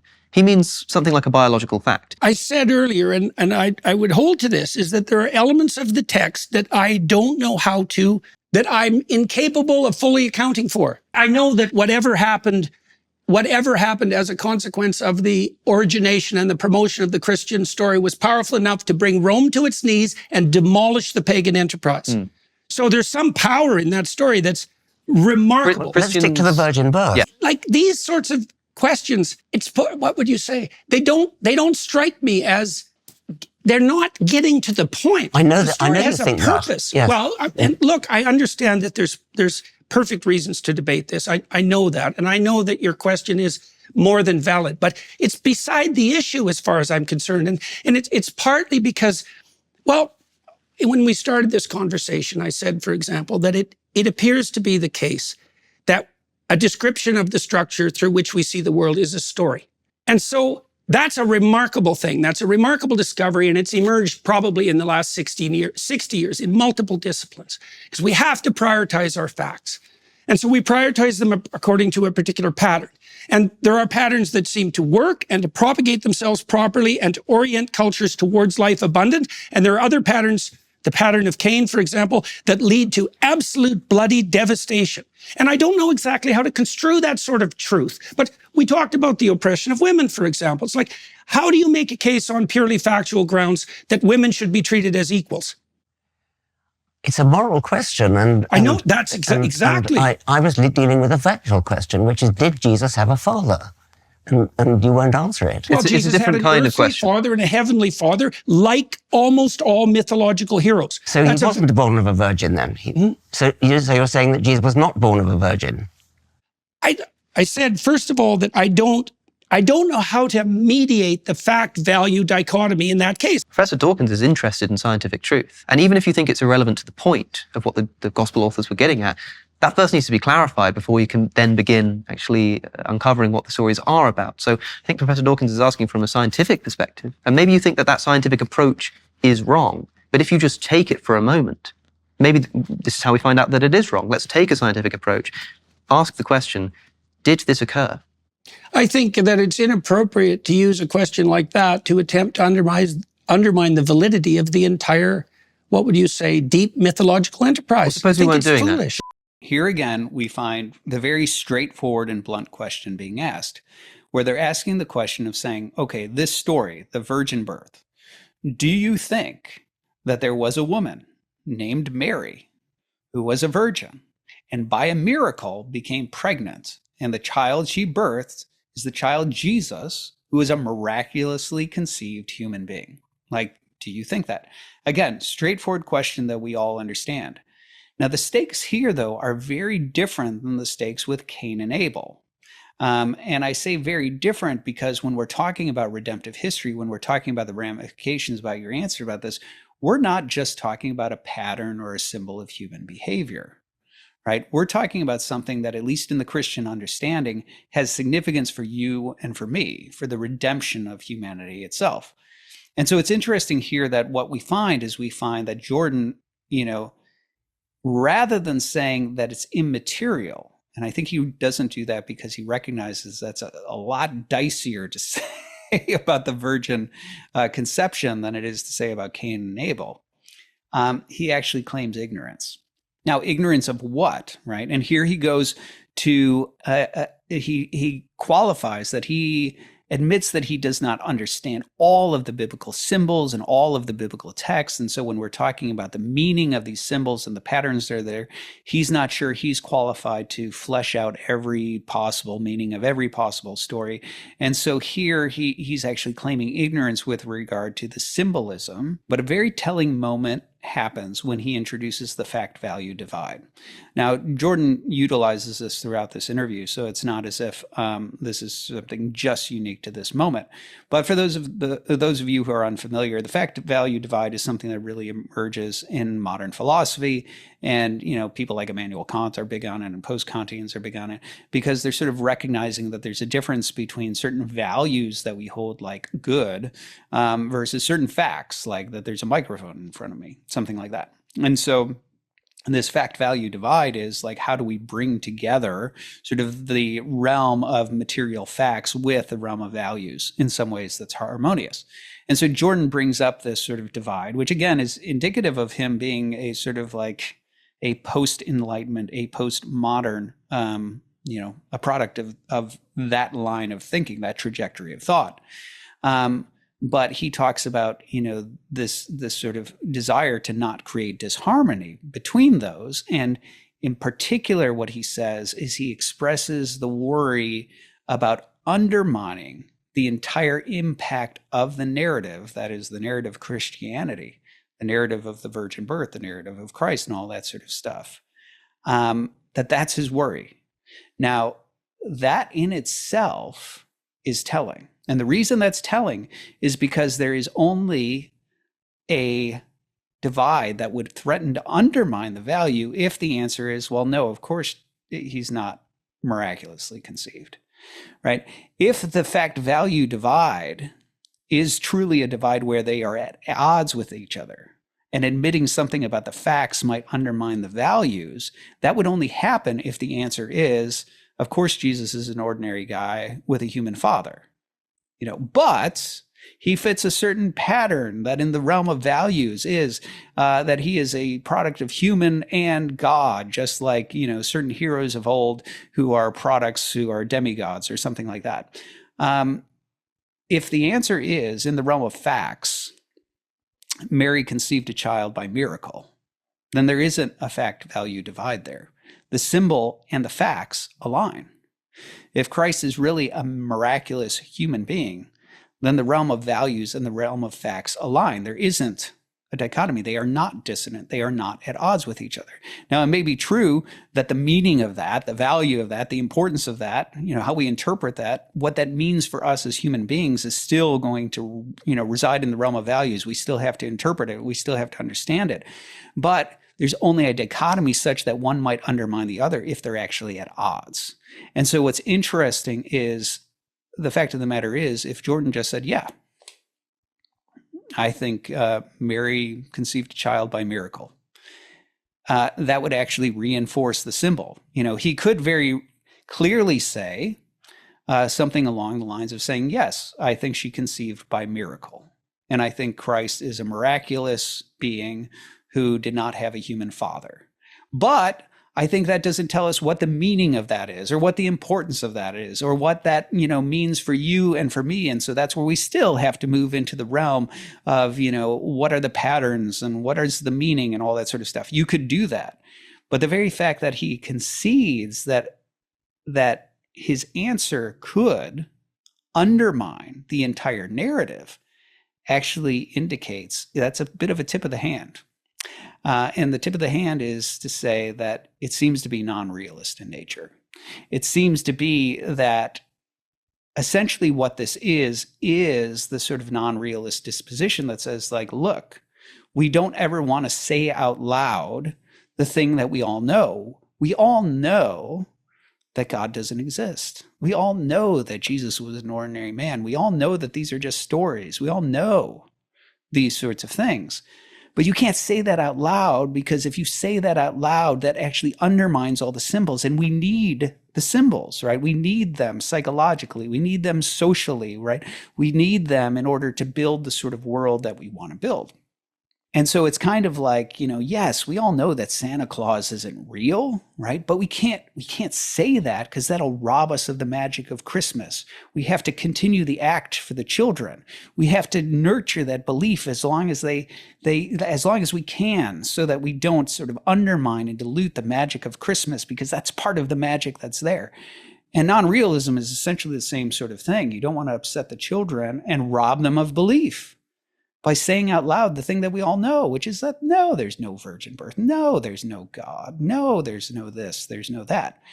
And I think Jordan's answer was a little too honest in that regard, which is that by admitting that he wouldn't want to undermine the entire narrative, right, the narrative of Christianity, well, that would only happen if your answer is no.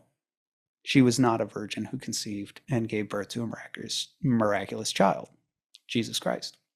So I think that's where Jordan showed some non-realist colors. Now, like I said, I would love to find out that I'm wrong. I would love to find out that there's a certain posturing going on in this dialogue and in other dialogues with Jordan that has more to do with a certain type of understanding of how the academy should dialogue and things like that. And I'll talk about that in my closing remarks. But I think what we actually see here is Jordan's true colors, which I think he does have non-realist tendencies. Like I said, I hope I'm wrong. But I think that was a really honest moment for him. Anyway, okay, so the next topic, let's talk a little bit about, they delve into the question of divine providence and the inspiration of Scripture. And there's actually a really interesting conversation that emerges here that I would like us to explore together. So let's take a look. Okay, so the criticism is the Bible as a text gives us nothing to indicate that it has divine origin. There's nothing that we can read in it where we think there's no way this idea could have evolved were it not divinely put into this text. That's a criticism that perhaps Professor Dawkins made in the past.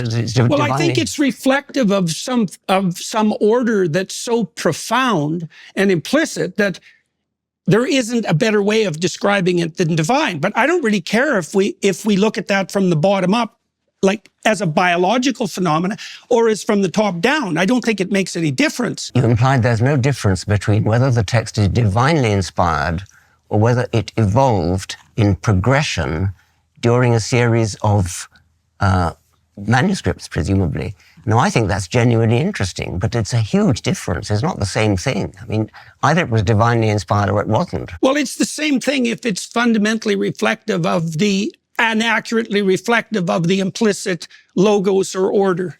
And I think it is. Like, let me explain that a moment. Like, it took me a long time to understand the concept of sacrifice in the biblical text, because it seems so anachronistic and so primitive, and primitive and not understandable. What are these people doing, offering, choice cuts of meat to a God that lives in the sky? Something disgusting about it. Well, it's very easy to satirize, but when you start to understand that perception itself is sacrificial in its nature, and you start to understand that there's no difference between work and sacrifice, that they're the same thing, and you understand that community is predicated on sacrifice, then the emphasis in the text on sacrifice starts to become something quite marked and remarkable, especially because it's implicit. It isn't obvious at all that the authors of the texts and the editors who sequenced them actually understood what it was that they were highlighting. Okay, so here we get into the question of the nature of the biblical text, the nature of sacred scripture, and particularly the question of, is it sacred, right? Is it in some ways have some sort of unique divine origin? Now, I will say that, one of the things that Jordan very clearly presumes, which I think Dawkins is taken back by, I think because he kind of probably presumes that Jordan has a little more of a traditional Christian view than Jordan might have, is the idea that the text evolves over time, that we don't know who the original authors are, and that there's multiple editors and things like that along the way and so on.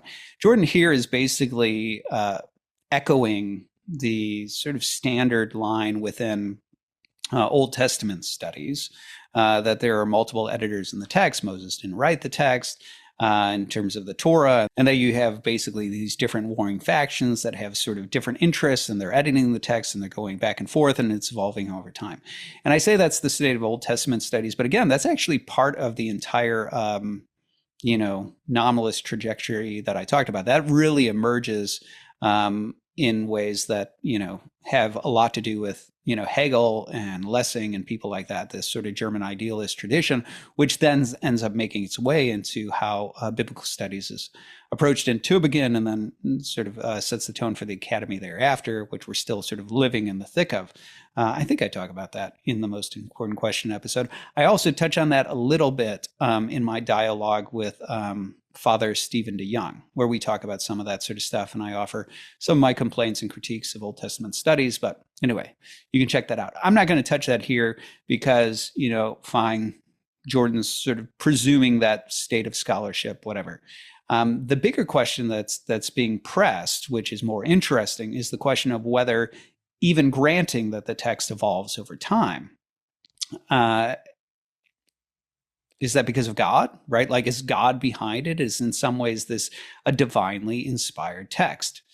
And it's rather interesting because what Jordan ends up offering is he ends up offering this answer that, well, if what happens is that the evolution of the text, right, over time, the way it's edited and handed down and refined and whatever else, ends up mapping on top of this larger logos. He actually uses that language, this sort of underlying sort of mind that's there pervading the world. Then he thinks more or less it's the same thing as saying it originates from God. Now, this is an interesting claim, and I think Dawkins recognizes it's an interesting claim, which is one of the reasons he tries to keep on coming back to it again and again. But I kind of wish that he would have been in a position to better press Jordan on the point. So there are a couple of things that Jordan could mean by this whole notion that the text evolves over time, and that somehow God or the Logos is involved in this. And some of those meanings are less problematic than others. So let me just offer one possible meaning that I think is, perfectly orthodox that you could mean by this. And here, orthodox could mean lowercase o, it could mean capital O. For those who follow me, I'm Eastern Orthodox. So this is somewhat in keeping. This is not somewhat. This is in keeping with what I think, right? But you wouldn't have to be Orthodox in order to think this. But suffice it to say that, yes, obviously divine revelation happens over time. God is speaking to different prophets. He's revealing new things about himself and so on. Everybody, even people who are, fundamentalists, believe this to be true about the biblical text, that obviously there are new texts, new prophets, new revelations that are happening that are being added over time. Now, what's sort of unique about the Orthodox perspective, as contrasted with, say, a Protestant perspective, is that the text is viewed as the text of the church. In other words, God's providential care over the text has to do with a care over how it evolves and how it's handed down and how it's, passed along. And here I think you get into an important difference between that sort of providential perspective of what it means that this is the word of God versus a strictly momentary revelatory perspective like you have in a lot of Protestantism. And here's what I mean by that. Nicholas Walterstorff wrote a book called Divine Discourse. And in that book, one of the things that he talks about is he talks about that there are a variety of possible meanings to the phrase like that these are my words, right? Something like that. And he points out that, for example, something could, a set of words could be my words if I, picked up a pen and I wrote them, right? They could be my words if I dictated them and somebody wrote them down. But they could also still be my words if what I did is, let's say I had a secretary and I was like, we've got to write to, this company over here and tell them that we're discontinuing their service. So could you do a draft letter? Just let them know this, this, and this. And the secretary says, okay. And she goes off and she writes that. And then she comes back and I look over it. And I'm like, yeah, that'll work. Sign it. Okay. Now those are my words, right? Even though I didn't pick every single word. Points out that it could be something that's prefabricated. I could go to a card shop and look around for a card. I need a card to give to somebody. It's their birthday. Blah, blah, blah. This one, I read it. No, that's not what I want to say. This one. Oh, yeah. No, I like that. Yeah, that's good, right? I might add a little embellishment here, but I'm going to sign that. Now those are my words, right? So Nick's point is that, when we say that this is the word of God, we don't have to be so narrow in saying that what it means is that God dictated and somebody sat there and wrote down verbatim.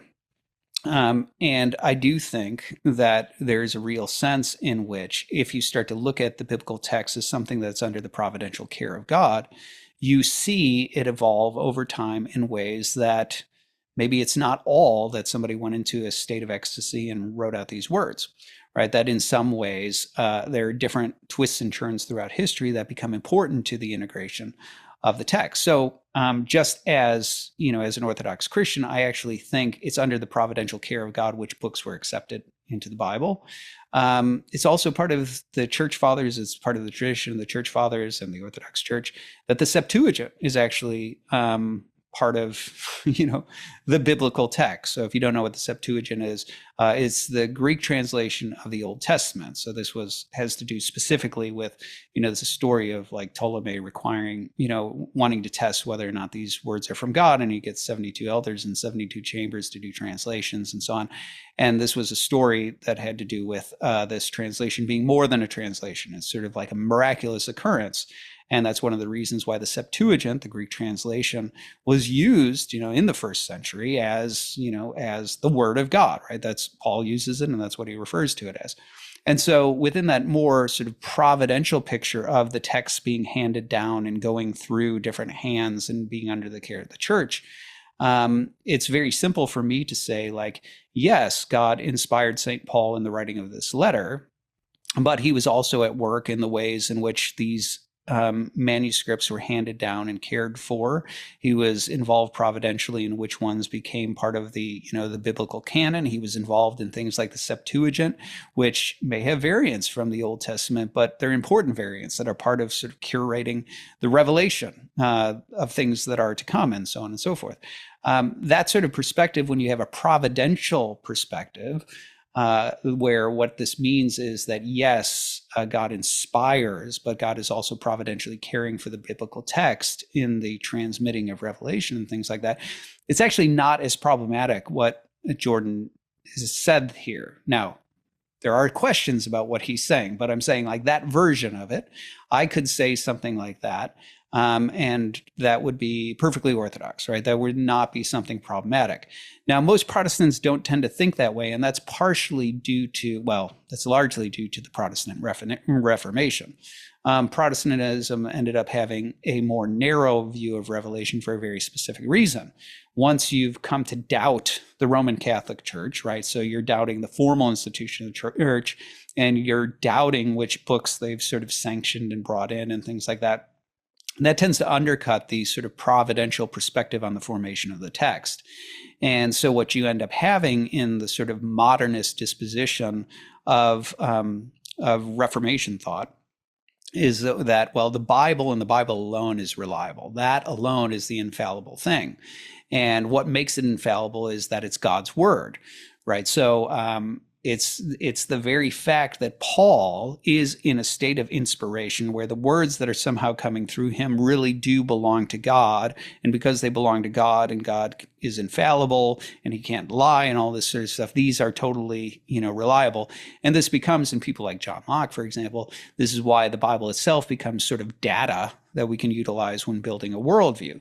But what that means is, let's say, if the Gospel of John is written and John's in an inspired state and it's infallible, but later we discover that John chapter 7 wasn't part of the original manuscript, and it was probably added and incorporated into the text later by tradition, we don't know who, then all of a sudden John chapter 7 becomes problematic because, it might be a tradition, but it can't be treated as infallible because it didn't emerge out of that sort of like inspired state. And so that's where with the Protestant tradition, you end up getting a much, you get this much more rigid sense of what divine revelation is and what it means to say that something is the word of God.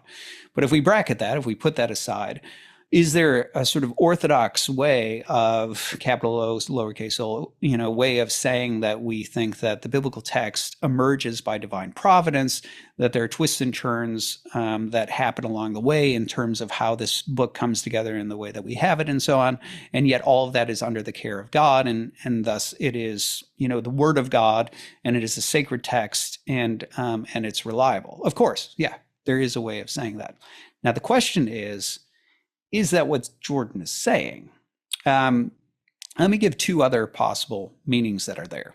Two other things that could be meant. Now, one of those is a little more problematic, from an Orthodox perspective, Orthodox Christian perspective, but it's not non-realist. The other one is non-realist.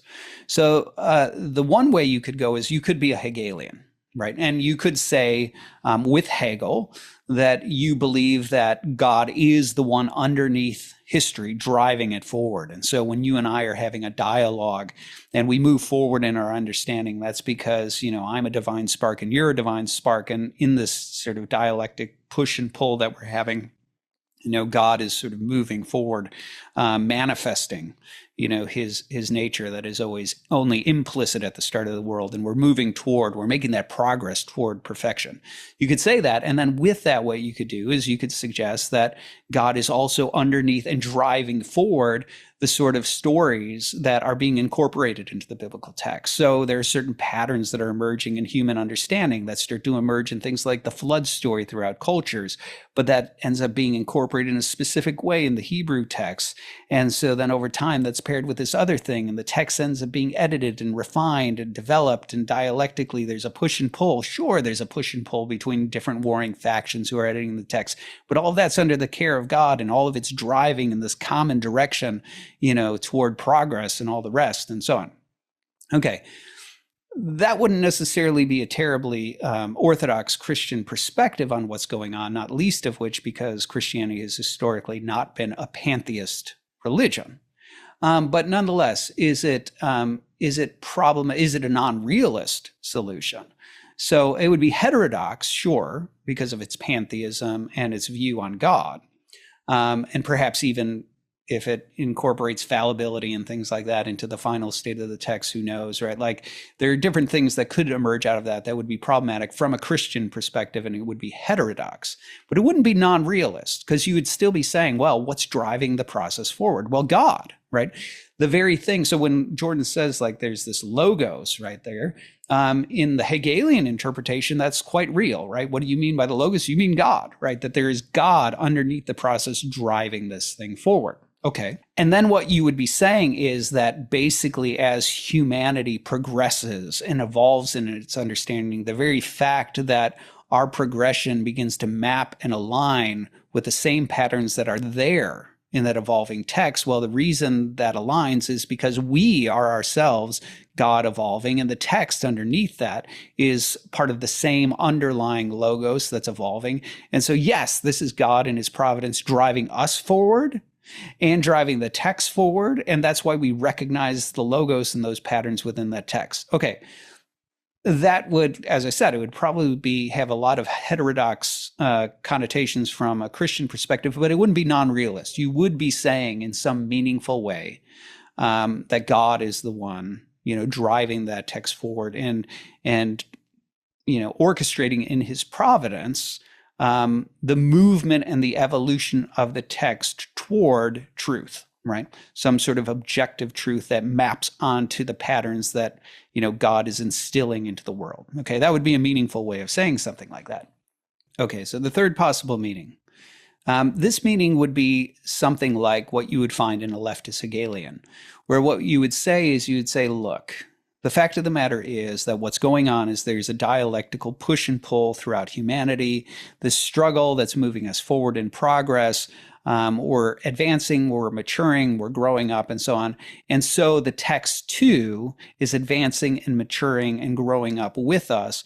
And in this sense, what we're seeing is that the same patterns that are there in our own mind that are playing their way out in the dialectic and moving us forward are also playing out in this sort of pattern that's there in the biblical text. And in this sense, the logos that we're seeing, we recognize it in the text, we recognize it in the structures of mind, and so on and so forth. Now, the problem here is that this sort of non-realist meaning is really suggesting, well, let's harken back to what I had said about Immanuel Kant.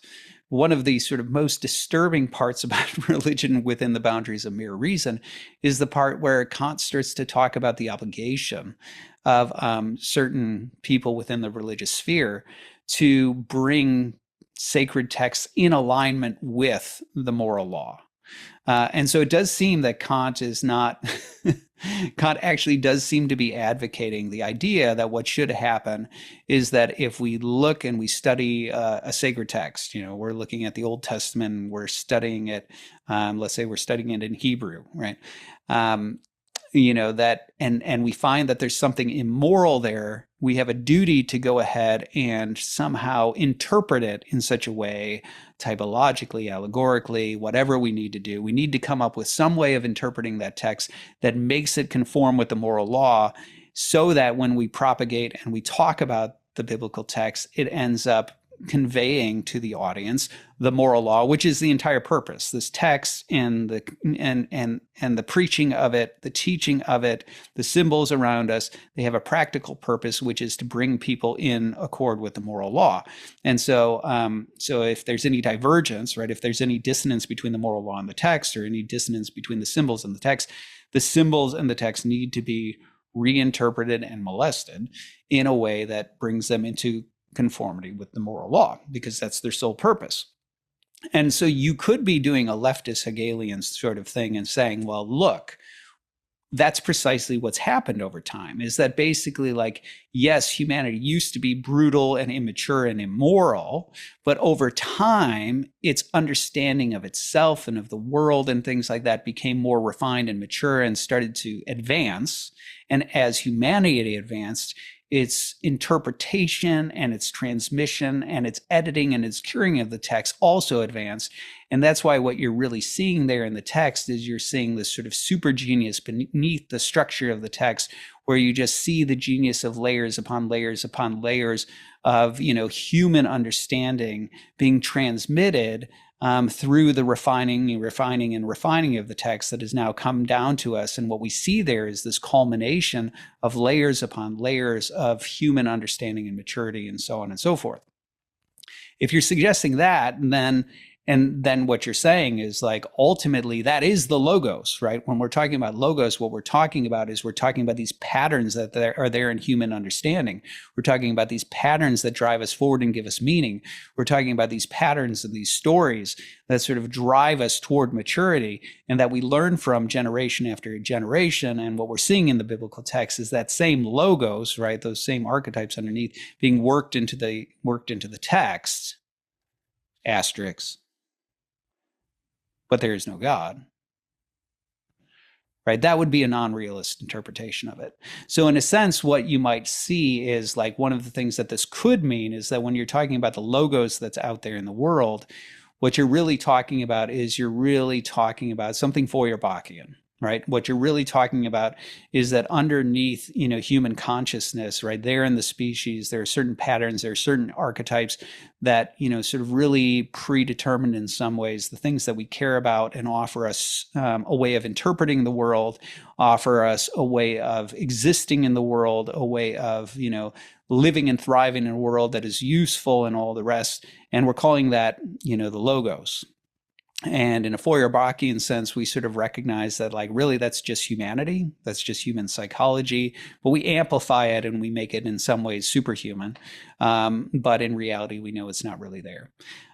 So a non-realist could talk in those sorts of ways. And then what they would be saying is they'd ultimately be saying something like, well, the logos, right? When we talk about the mind, what we're really talking about is these archetypal structures that are there in human reason and embedded within the species that sort of drive us forward and offer, meaning and organizational patterns and direction within our lives. That's the sort of collective logos. And the very fact that the biblical text over time has been brought into conformity with that means that it has in some ways been divinely inspired and, sort of conformed, brought about by the logos, right? But the logos here is just amplified, anthropology.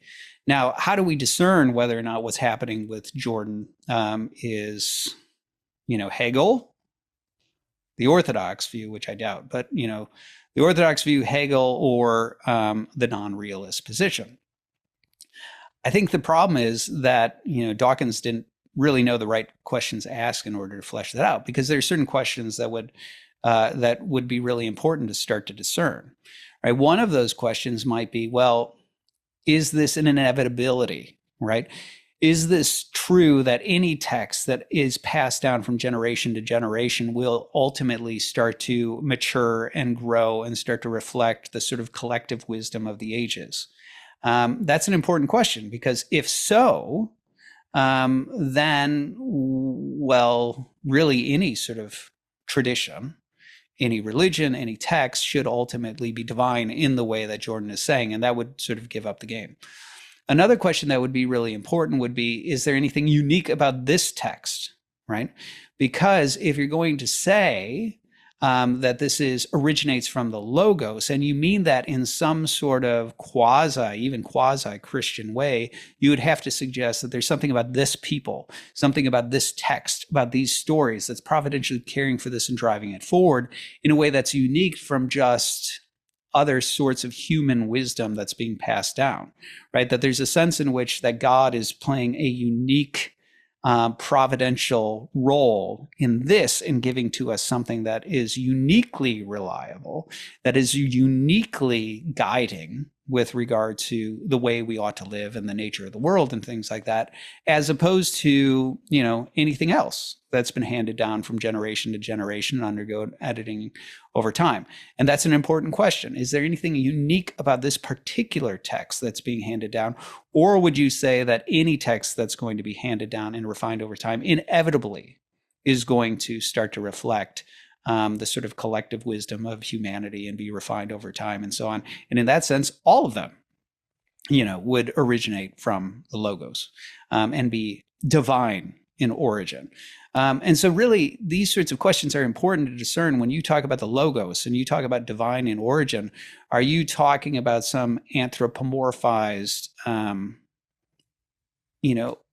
large projection of human psychology generally, like a Feuerbach? Or do you actually mean that underneath all of these structures that are driving forward, there actually is something, a being, right, who exists, who is driving it forward, something like a God? And I don't think Jordan tells us that, because I don't think Dawkins is pressing in the right sort of ways to get us there.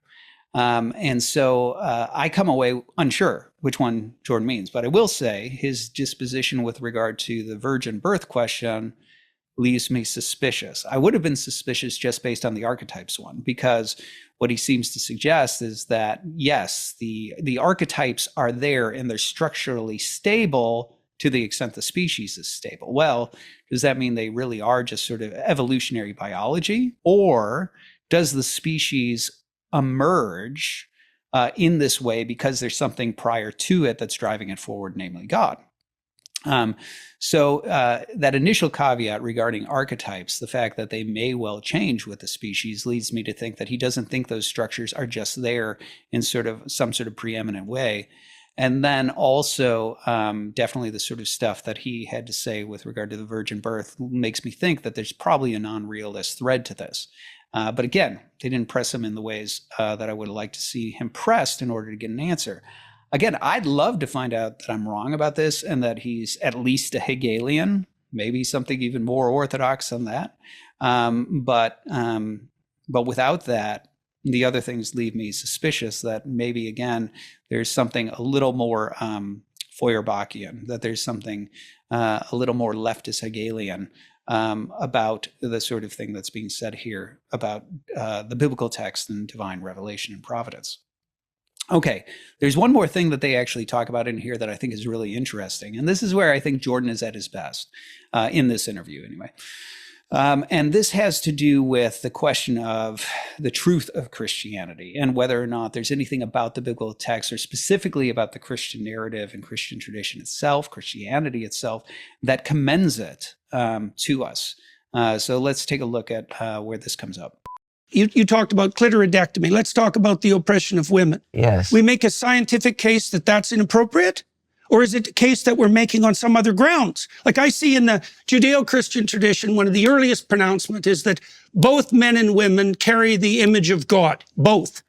And that sets a certain tone to everything that follows. And it is a remarkable proclamation given its radical age, that both men and women carry the image of God and are to be treated as something with intrinsic value outside of the domain of power and politics. And it isn't obvious to me, having thought about this a lot, how we deal with that in the pure realm of fact. Because one of the facts is, if I can oppress you, why the hell shouldn't I? One of the things that I've tried to study is the preconditions for the scientific enterprise itself.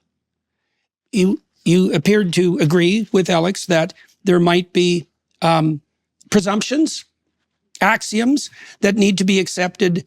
I don't want to put words in your mouth because I want to get this right before the scientific enterprise can begin. So I've tried to think those through. So let me lay out a couple of them. This is partly what I've done while trying to make the case, for example, that you're more of a Christian than you think you are. So, for example, I think that the scientific enterprise is motivated by the axiomatic presumption that truth tends towards a unity.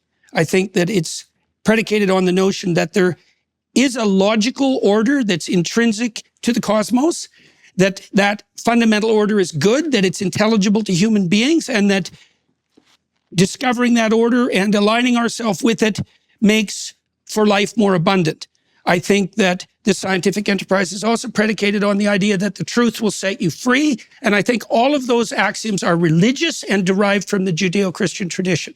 And if you don't believe that, you have to account for why science emerged in Europe and nowhere else in the entire history of humanity, for example, and why it's under assault from like all quarters now as that underlying metaphysic disappears. Like you haven't had to be concerned with the mythological substrate in your lifetime in some sense because it was intact. Yes. And so the universities could flourish and you had your freedom, remarkable freedom to pursue your scientific enterprise wherever you wanted. And people lauded you for it. Like that time is threatened. And seriously so. And I think it's partly because these metaphysical assumptions have now become questionable. And that's part of the reason that I'm attending to them. It's not because I don't admire the accuracy of quantum prediction, for example, or celebrate what Musk is doing with his capability of sending rockets to Mars. It's like more power to the technological enterprise. But you know what's happening in the universities? It's awful. And that's not a scientific problem. It's okay. I agree about that. Okay, so as I said, I think this is where, in this interview, Jordan is at his best. Now, unfortunately, the question that Dawkins seemed more preoccupied than anything else was really the question of, like, are Cain and Abel real? Did the virgin birth really happen? That sort of question having to do with existence, as opposed to symbols or stories or things like that.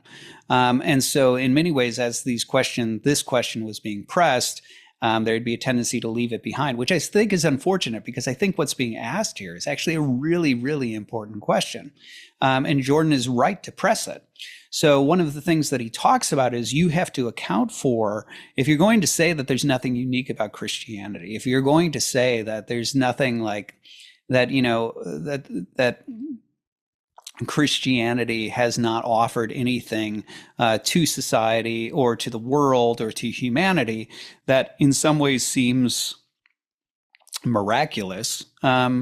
If there's that, then how do you account for certain things, like, for example, the very fact that in the book of Genesis, to take one example, it says that women are made in the image of God as well, right? Male and female, he made them.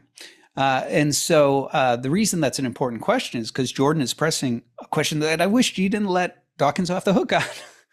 But he's pressing a question of, from a purely biological perspective, why on earth would those sorts of values emerge? Because from a strictly biological perspective, the question of saying, like, if I can dominate you, why wouldn't I? Right? Well, that's an important question, right? The female gender is going to go ahead and be subject to subjugation as a result. And one of the question would be, why would any sort of male-dominated society, why would any group ever acknowledge some sort of equality, at least of dignity, in a situation where they don't need to do so? And they very quickly are like, well, yeah, let's move on past that. But this is a really important question.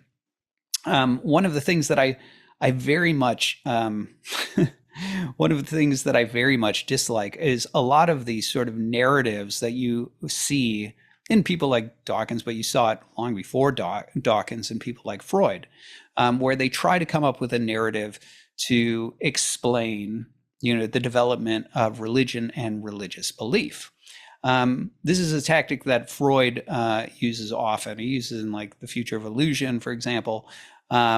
Marx does the same sort of thing, but you do these sort of hypotheticals in order to try to explain the evolution of religion. I usually saw this happen in this interview. There was a part in this interview where Jordan was sitting there and he was talking through the way in which religious ideas evolve, and sort of the repetition of these symbols and their importance here, there, and everywhere, and it sort of emerged as this an important point of contention of saying, you don't have any real manuscripts or anything like that to demonstrate that. You're really just kind of offering a narrative explanation. And this is actually something that you see in Freud, right? Like Freud, when talking about the possible evolution of religion, one of the things that he ultimately does is he says, well, just to use one of his examples, he uses patricide. The murdering of your father. And so he gives the story where there's these brothers and, they're in competition, sexual competition with their father for women. And so at some point they end up, rising up and they murder him.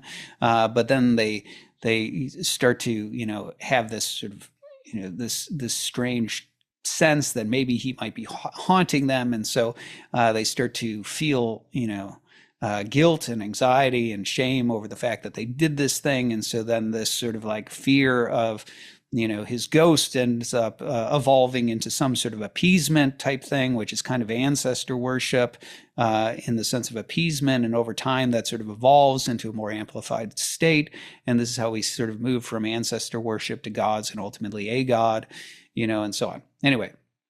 Freud gives that sort of narrative, and he gives these sorts of, this is a common thing to say, well, this is how, religion could have evolved. Nietzsche does the same sort of thing.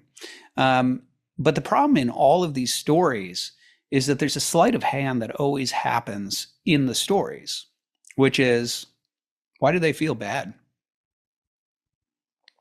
In other words, you're trying to, and this is the problem with Freud's version of this is the problem with Nietzsche's version of this. The narratives are meant to explain conscience and the phenomena of conscience. Nietzsche is very explicit about this in his genealogy of good and evil. Is that what it is? Genealogy of morality. He ends up trying to offer a narrative to explain, the origin of conscience, and that's part of what Freud's doing as well. But the problem is, at some point in explaining conscience plays an indispensable role in the narrative. And so it actually doesn't suffice to explain conscience, because what you have to do is you have to explain where this phenomena of feeling that it was wrong and I ought not to do it, and guilt and things like that. These aren't just mere, anybody who has experienced morality, which is every human being, you understand that it's not just unpleasantness, right? It's not just discomfort. It's not just that it's gross. It's not just that it hurt, right? It's not that it disadvantaged you. Morality has this very distinct sort of character to it. And so inevitably what always happens is at some point in the narrative, conscience kicks in, and that gets us to the next stage of the narrative. But the problem is the narrative is meant to explain the phenomena of conscience. Anyway, that's a general sort of deficiency that happens in a lot of these sorts of critiques. But the thing is, that's a really important question, which is, if you're going to suggest that all we are is matter in motion, and there is not an underlying God, and there's not moral fabric, and morality is really just pleasure and pain and things like that, how do you explain things like the emergence of certain values, like, the equal dignity of the female in an ancient world where women were not treated so well, right? And the ancient world is extremely, extremely brutal. I would recommend you go and read about, people like the Assyrians and the way in which these ancient cultures dealt with their enemies and even with some of their own people, folks in Nineveh and the rest. It's a brutal world. It's an absolutely brutal world. And it's hard to explain how in that world you would ever get something like that. And so I think Jordan is right to press on that point, but unfortunately, they skip over it. There's two other places where Jordan tries to press on this. And again, they sort of move past it, I think, way too quickly, because it seems that Dawkins doesn't really grasp the significance of what's being asked here. One of the places is where Jordan is pressing the point of whether or not Christianity offers the necessary conditions for science.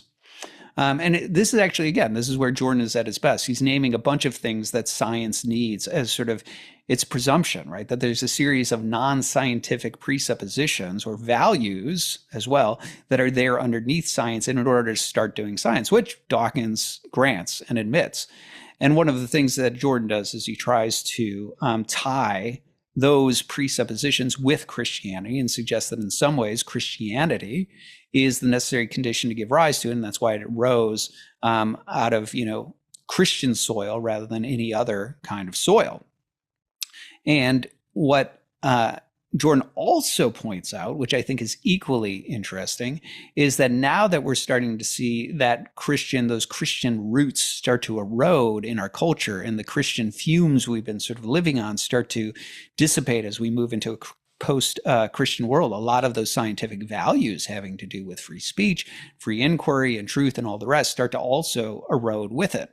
And so what Jordan is essentially saying, without saying, is that if Christianity is a necessary precondition for scientific inquiry, and what you value is scientific inquiry, might that very fact be in some ways a strike in favor of Christianity? In other words, you, Dawkins, want to always talk about, well, science is so reliable because look what it delivers, right?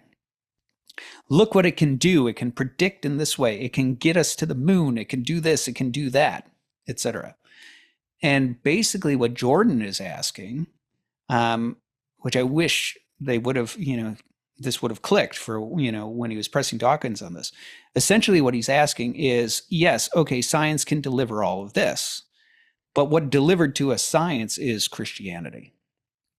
And so if your argument for embracing science is its deliverances, then in some ways, if Christianity proves to be a necessary precondition for science, then is that, indicate the truth of Christianity? And it's an interesting argument because he's essentially pointing out, it wouldn't just be that it happened to emerge out of Christian soil.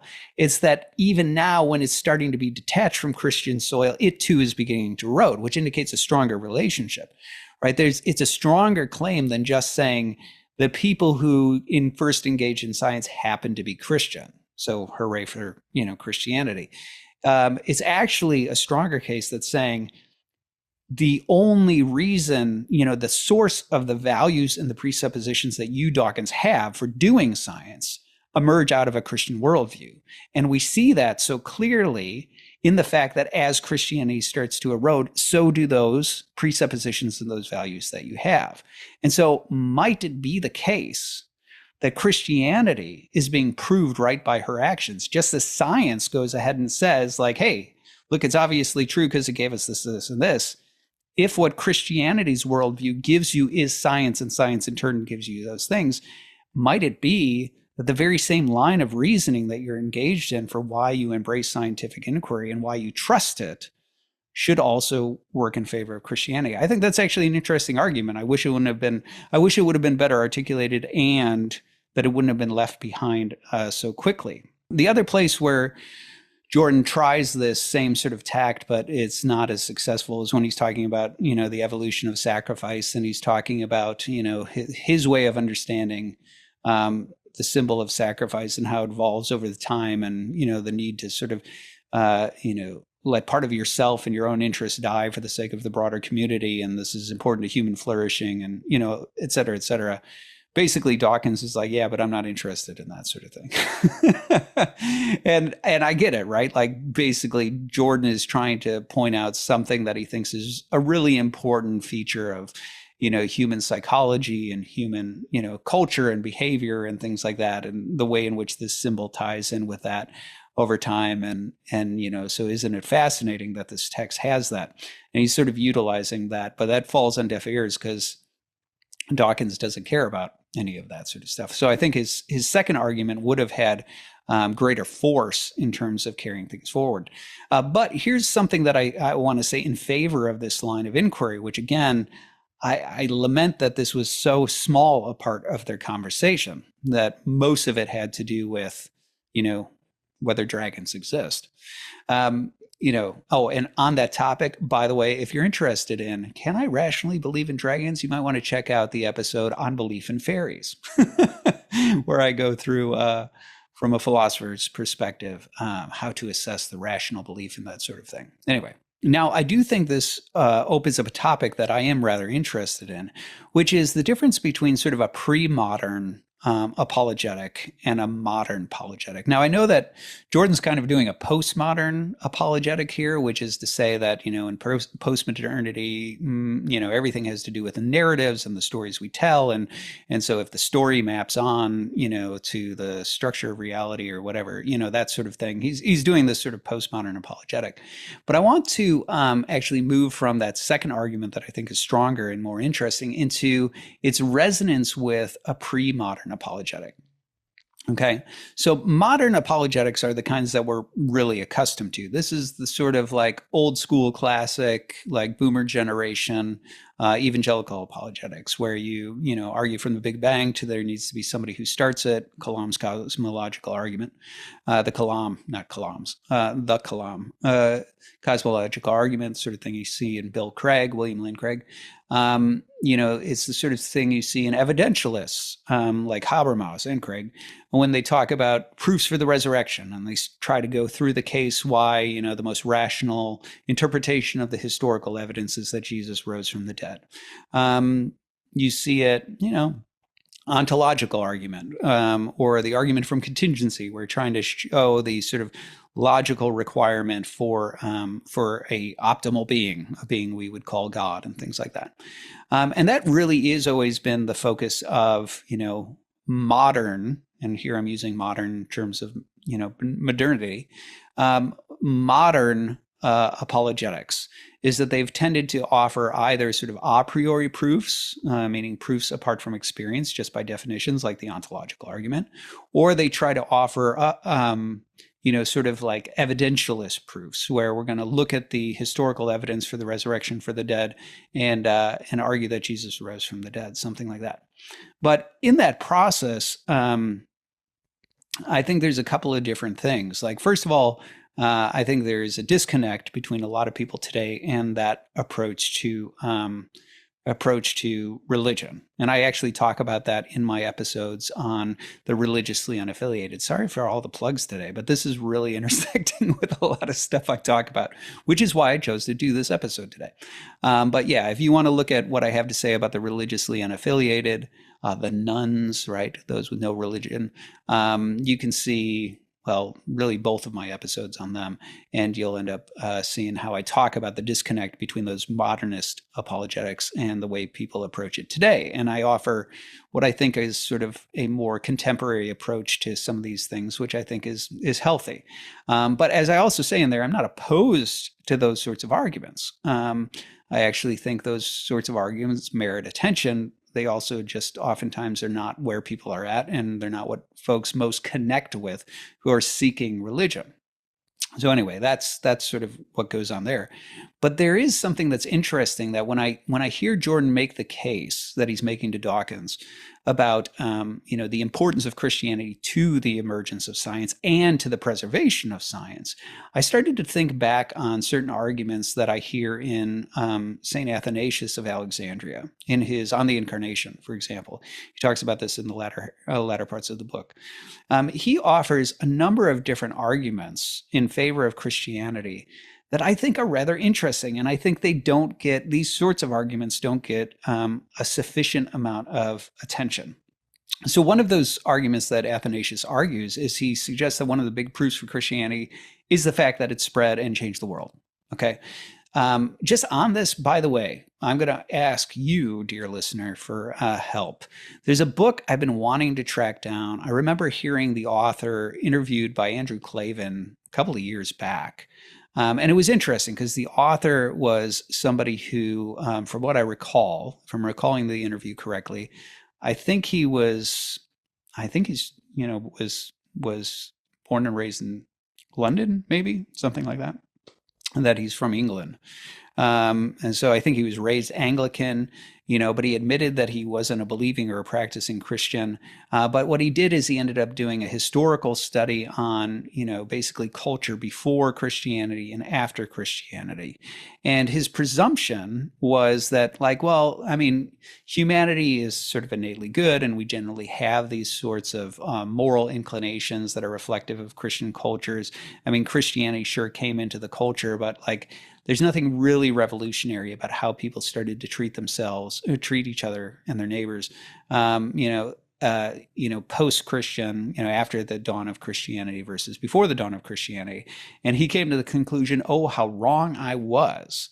And he had this very honest assessment in looking at that trajectory of saying, wow, the human inclination of how we treat each other, of how humanity behaved and treated its neighbor, and the sort of values it reflected, is night and day before and after Christianity. And he was shocked by that, and he didn't quite know what to do with all of that. It was a very honest sort of interview. I really loved it. But I haven't been able to dig back up that interview. I didn't catch the author's name when I first listened to it. And so that's sort of been lost to me, but I've always wanted to find that book, and maybe even find the author in an interview. But anyway, so if anybody hears them, they're like, I know exactly what book you're talking about. Here it is. Put it in the comments, please, and thank you for that. But anyway, putting that book to one side, if you know what the book is, that would be an example of what I'm about to say. But I will say this. I spent a lot of time over the past few years really focused on the Old Testament, largely because of a television series I was involved with. And so I've always been interested in the Old Testament. I studied it on my spiritual journey. So Old Testament studies was something I was familiar with, but I really dug into like the cultural aspects of it, practices of magic, customs, these sorts of things. And one of the things that you see when delving into that ancient world is you just see how absolutely brutal the ancient Near East is. The way in which you treat your enemies, the way in which you subjugate people, the sort of total disregard for the weak, and all that sort of stuff. Eugenics is totally acceptable, all this sort of stuff, right? It is really sort of jaw-dropping, the sorts of things you find there, torture devices you find, modes of intimidation and military tactics, the engagement in dark magic and, curses and all sorts of weird and wild and woolly stuff. It is really jaw-dropping and crazy, And the fact of the matter is that when you look at that and you look at the world before Christ appeared and you look at the world after Christ appeared, there is unquestionably a stark difference. There is really a change that happens in the world. And I think that fact is underappreciated.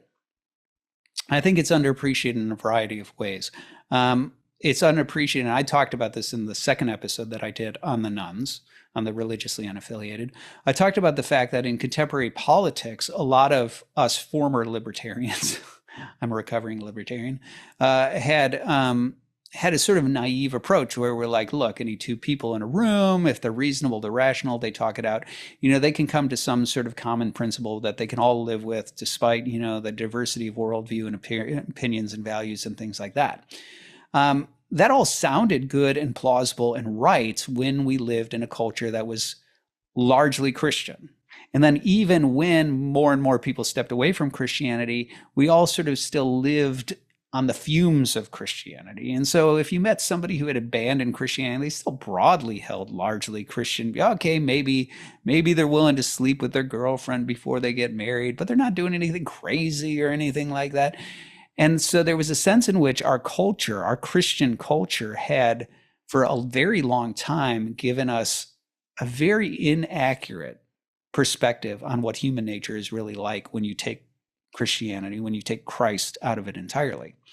But now I think what's starting to happen is there are more and more libertarians, people like me. I mentioned that Joe Rogan is somebody who seems to have noticed this as well, that, once you start to really sort of strip out that worldview and you really let people loose and those fumes start to wear off, you start to realize maybe human nature isn't what we presumed it was. Maybe it's capable of a lot worse than what we presume. Maybe its disposition isn't to love its neighbor. Maybe its disposition isn't to necessarily care for its children. Maybe its disposition isn't to, pursue any sort of virtues or anything like that. And I think that's what you're starting to see. And I think that's a big part of what you're starting to see in the cultural divide.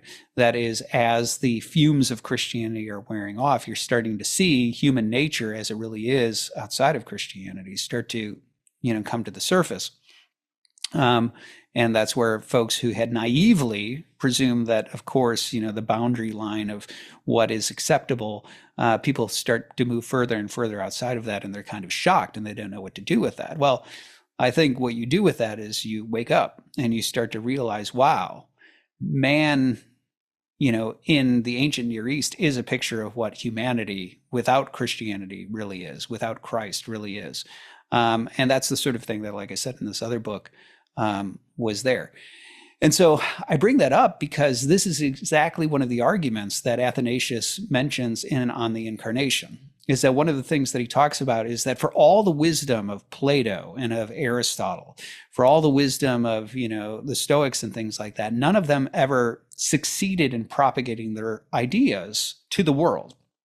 None of them sort of took over the world, as it were, in terms of the culture and changing the way people lived and so on.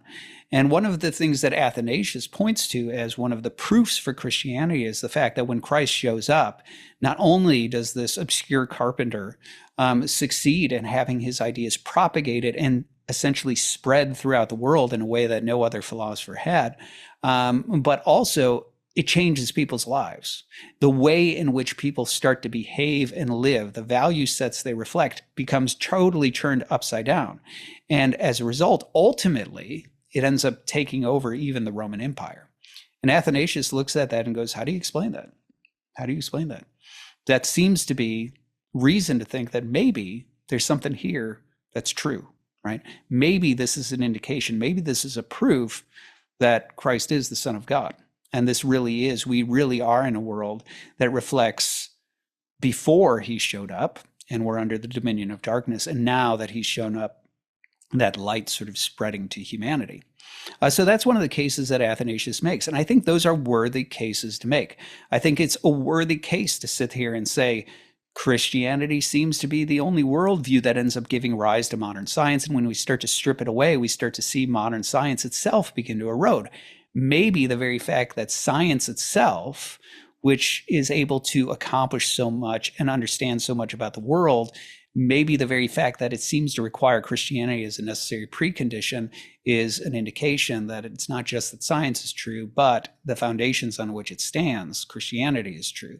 I think those sorts of arguments are important arguments to make. And again, that's where I wanted to get my hands on that one book and maybe interview that one author. But anyway, so I think that's a worthy argument. But this is where I think we also get into other territories that Athanasius, since we're bringing up sort of pre-modern arguments, I think Athanasius brings up certain other arguments that are exceedingly relevant to this sort of discussion. One of the arguments that he brings up is our exorcisms work.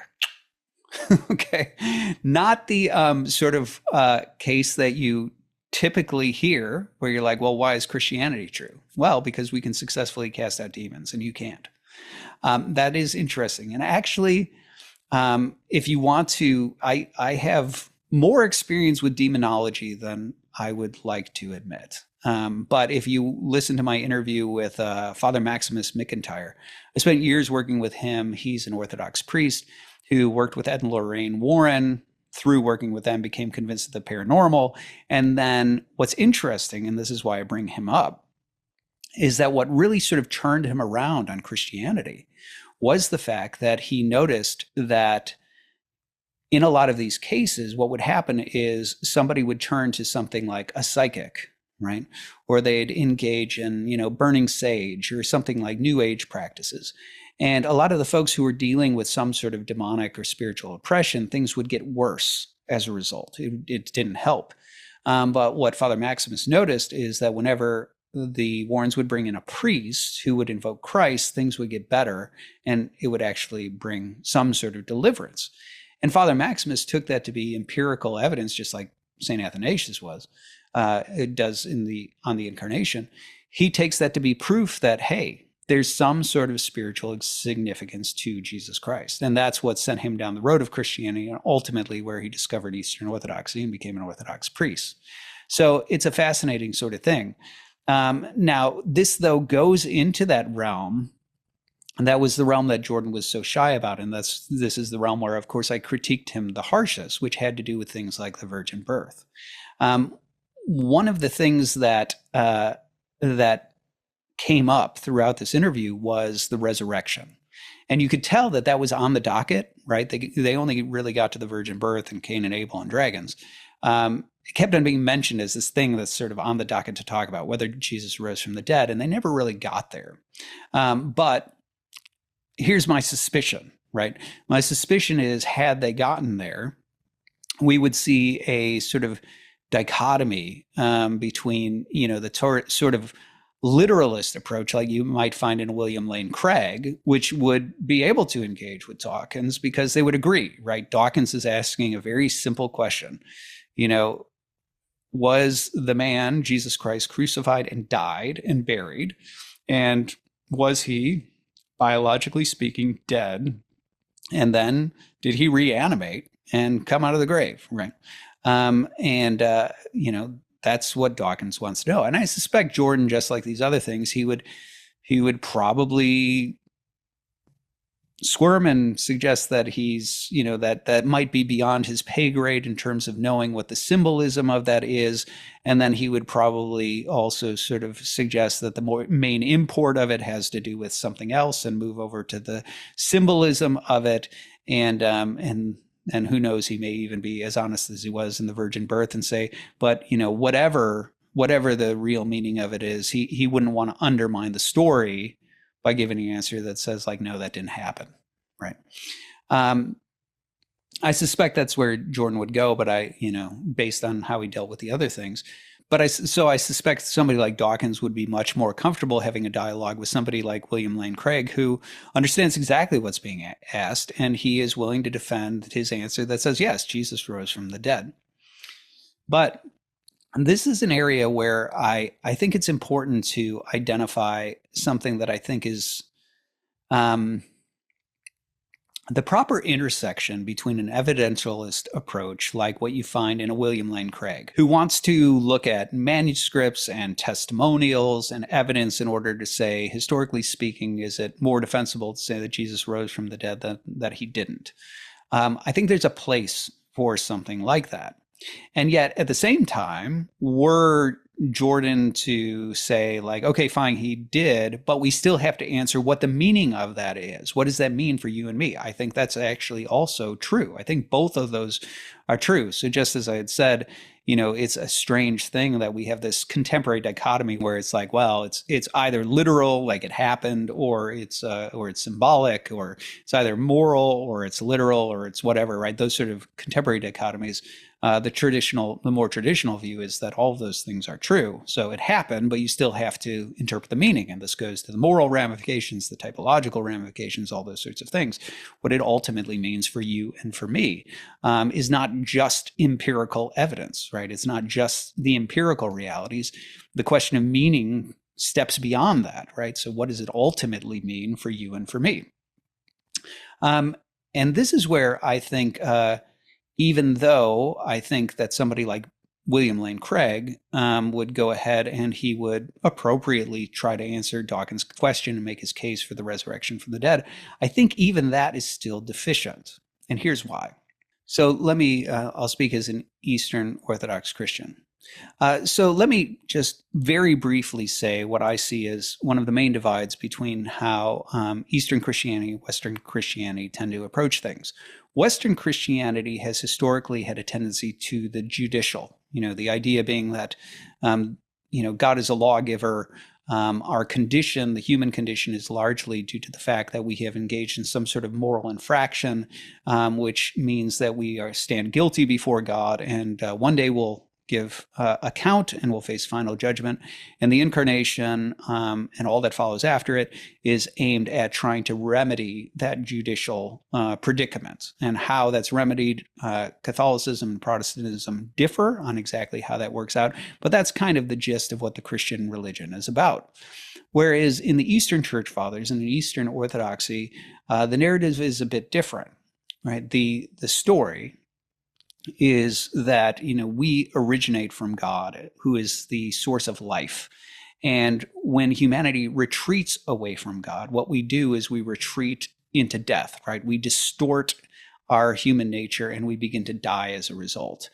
And what Christianity, what the incarnation is about, is that ultimately God, who is the source of life, or the Son of God, right, the second person of the Trinity, who has the life of God within him, enters our species at the incarnation in order to heal it. And this is the start of the restoration of man and turning us into what we are ultimately supposed to be. And the whole life of Christ, all the way into the crucifixion, his descent into Hades, and his resurrection, has to do with the undoing and the defeat of death.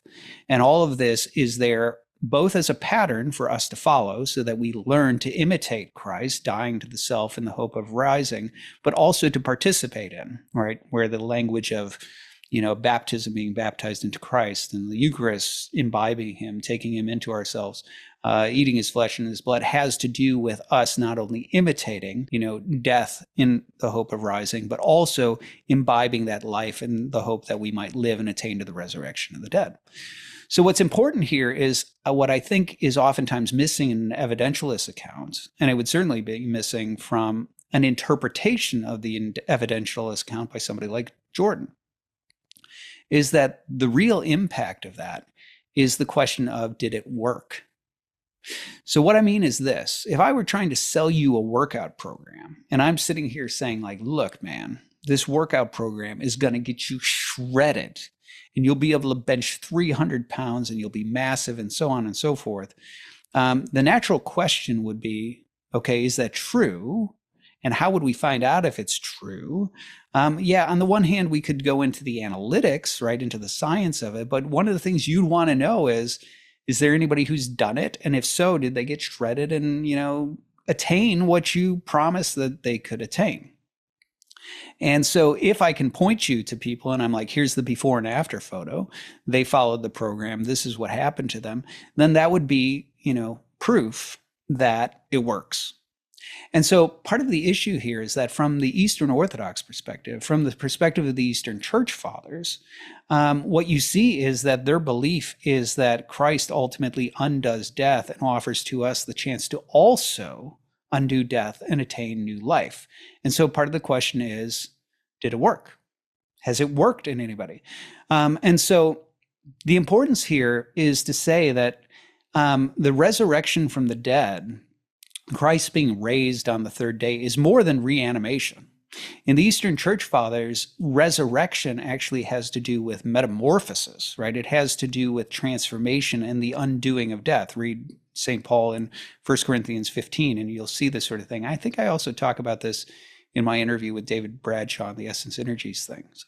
But anyway, the point is that it's more than reanimation. He doesn't just get up and walk out and is the same as he was before. It's metamorphosis. And that promise is that you and I, through participating in Christ and imitation of Christ, can attain to the resurrection from the dead, meaning we can undergo that same metamorphosis. And so part of the question would be, do we see any sign that it's working? Do we see any sign that it works? And this is actually where I think the lives of the saints are so important, because that's one of the things that Athanasius also talks about. Athanasius talks about the idea that what you see like thieves stop thieving, right? You see adulterers stop adultering, right? Like you see the transformation of lives.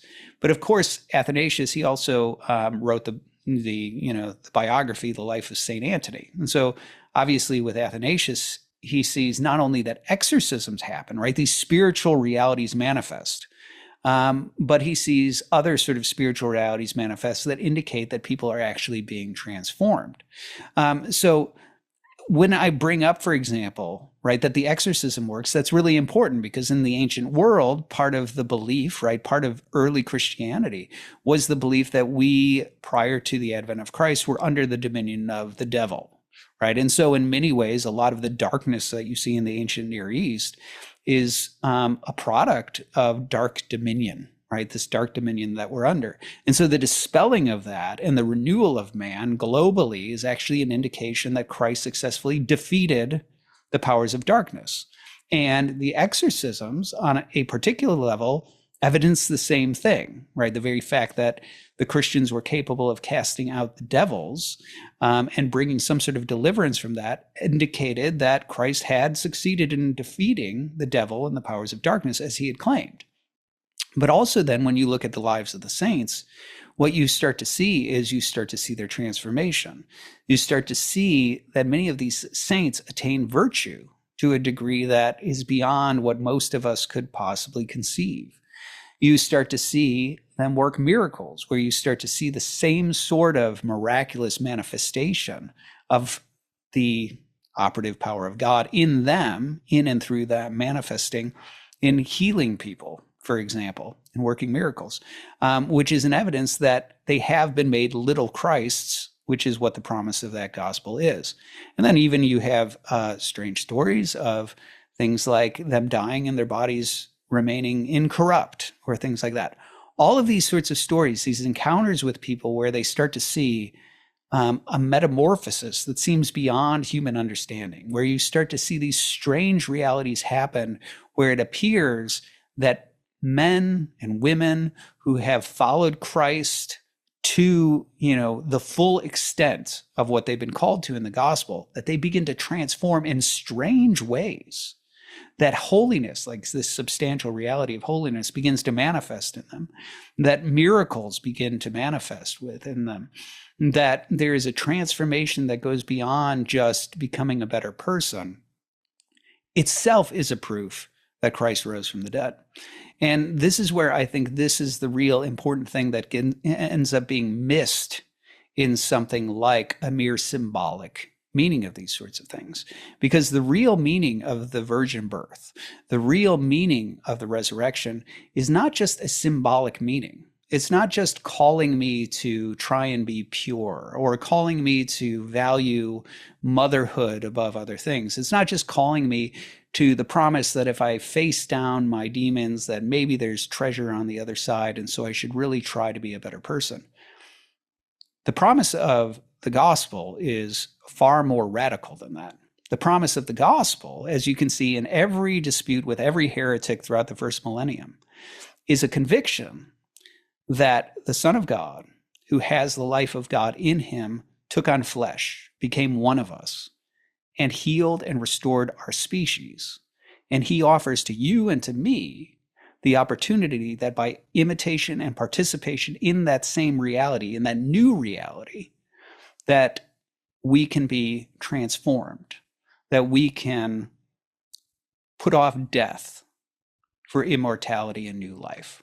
And what we see in the lives of the saints is the proof of that, because it does work, right? You start to see it again and again, unbroken from one generation to the next. So while I'm in favor of saying, hey, let's look at the evidence like Bill Craig does. Did Christ rise from the dead? I think the more important thing is to say, well, did he rise from the dead? And did what he promised would come from that? Do we see evidence that it's here? Do we see evidence that it works? Athanasius's case is yes. My case based on the life of the saints would be yes. And I think that's more than just symbolism, right? That is an ontological reality that we're invited to participate in. And that goes beyond just story. It goes beyond just imagery. Now, like I said, I'd love to find out that I'm wrong about Jordan and that he's not a non-realist. I'd said that maybe there's something else going on, a posturing sort of thing here. And I think that is possible. Let me give this as one possible explanation. Immanuel Kant drew a distinction between sort of public and private discourse. And he thought it was appropriate that people in certain, academic departments, for example, that they play the role that they're called to play and they sort of stay in that lane and things like that. And it's possible that Jordan is of the mind that there's a certain secular neutrality on these sorts of metaphysical issues, that if he's going to speak from his field, right, as from the field of psychology or something like that, that it's important that he not make some sort of staunch statements that really belong to philosophers and theologians and things like that. And so there's a sort of secular posturing of agnosticism about the higher questions, and he's only going to speak clinically about the data and things like that. And in this sense, there's a certain disposition, a certain, line being walked in academic conversation that, is ultimately not reflective of him showing all of his cards. And then maybe privately you get him alone. Do you believe in God? Yeah, of course I believe God exists. Do I believe in the virgin birth? Of course I believe in the virgin birth, right? And I don't mean in some symbolic, it's not just real, it's hyper real, right? Like, no, obviously I think Mary did not have sex with a man, that there was a miracle that brought about the person of Christ. Maybe he would say that, and maybe this is certain posturing. And like I said, from Kant forward, you actually have certain people, certain figures who would, advocate that sort of posturing. So is it possible that, Jordan is just sort of posturing in that way? Like, of course, there's precedent for that sort of thing in Immanuel Kant and so on. I think it's misguided. I think the entire idea that somehow we can engage in methodological atheism, in the sciences, for example, is absurd. I don't think that's actually true, and I don't think it's advisable, and I think we should dispel with all sort of nonsense along those lines. But is it possible that he has that sort of disposition, and he's sort of posturing and trying to toe that line? Yeah, that's possible. But my suspicion, as I said, is I think more likely, based on certain things that he said, that he's probably a non-realist. And I think at the end of the day, non-realism is wildly problematic. I've noticed it merging in certain, circles, political circles in particular, where there are more and more people who are like, well, I think I'm a cultural Christian. I don't know that I believe in Christianity, but, I kind of want to embrace it on a practical level. I want to live as if it's true. I think it's important that we embrace it. I think that's always a fool's errand. I think it's always bound to fail. And the reason is the exact thing that C.S. Lewis calls out in The Abolition of Man, which in the chapter Men Without Chests, that's sort of the type of thing that he's talking about. So the context for that chapter is he's referencing something, an insight from Plato. So Plato talks about this tripartite anthropology. And he talks about the fact that, man has this rational part, and we have this sort of like animal passion part, right, that is spread all over the place and has all these different sort of appetites. And then he talks about this mediating spirited part, okay? And basically the idea is what he suggests, how he analogically talks about this, at least one of the ways in which I try to help people to understand what that spirited part is I say, well, have you ever been, riled up about an injustice, right? You're like, that's wrong, right? And you feel it, right? That is a helpful way of sort of conceiving of the spirited part, because on the one hand, it's not cold analysis. You felt something. On the other hand, an animal, your dog, never feels injustice. It might feel a protective instinct, it might feel defense, it might feel, agitation, whatever, but it doesn't feel justice, right? That is an injustice, or that is unfair, or something like that. That is something that's in the higher, sort of mode of your nature.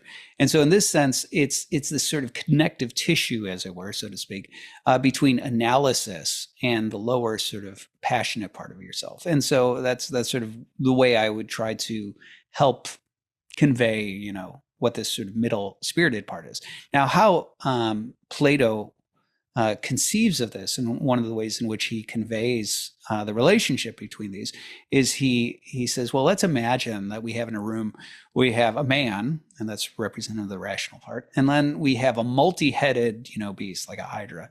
And so this is the passions, right? Because you have all sorts of different desires and passions. And then he's like, and then you have a lion, and that's the spirited part.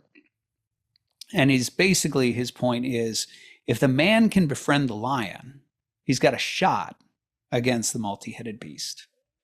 But if the multi-headed beast and the lion team up, the guy's screwed, right? And that's Plato's point, is that in order for morality, in order for you to attain virtue, you need more than just the analysis of what is right and wrong. What you really need is you need that spirited part of yourself that is inspired, that desires, that there is a certain, appetite or passion, so to speak, for those higher things, in order for you to have a shot at subduing your passions and becoming virtuous. And that's exactly what C.S. Lewis is talking about in Men Without Chests. He's talking about the tendency to treat morality in a purely analytic sort of way, and come up with some sort of formula that this is how you ought to behave, but without the tether, right, to that sort of spirited part. Men are never really able to subdue their passions, right? So he's hearkening back to Plato here. And I think this is one of the reasons why non-realism never works. So the problem is, if a person is sitting there and they're like, yeah, I'm a Christian, but I don't really believe in God. I don't really believe in Jesus.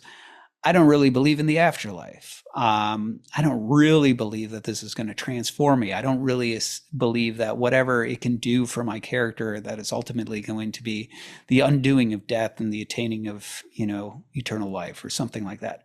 If that's really sort of the subtext, then the problem is all those symbols and whatever else that they're there, they have no force, because it's just like with Santa Claus. If we don't have any children who are participating, who believe, and it's just you and me sitting here going, yeah, let's pretend Santa exists. The problem is we all know that we're play acting, right? We all know, yeah, Santa doesn't exist and this is all nonsense and BS. And the magic isn't there, right? Where the magic comes from that non-realism wants is from authentic belief, right? Now, and so the problem is when you sit there, and I think this is exactly why people like Jordan, who, if I'm correct, and he's a non-realist, I think that's one of the reasons he doesn't want to answer those questions about existence. And he wants to find a way to talk about how it doesn't really matter if Cain and Abel were real, because there's a sense in which the pattern they represent is part of reality. So they're hyper real, more real than they would be if they're concrete men. Those sorts of things, they sound great, but it is a way of dodging the question and trying to hide and smuggle away the question of, yeah, but is there a God? Was there a virgin birth? Is Christ divine? Like, is he the Son of God incarnate? Did he really defeat death? If I participate in him, can I in some ways attain to the resurrection of the dead myself? Those are important questions. They're not mere symbols, right? They're important questions. And so I think the problem is that what you see is in non-realism, they want to avoid those questions because what they recognize is that the only way in which to have religion make an impact on the masses is if the masses really believe them.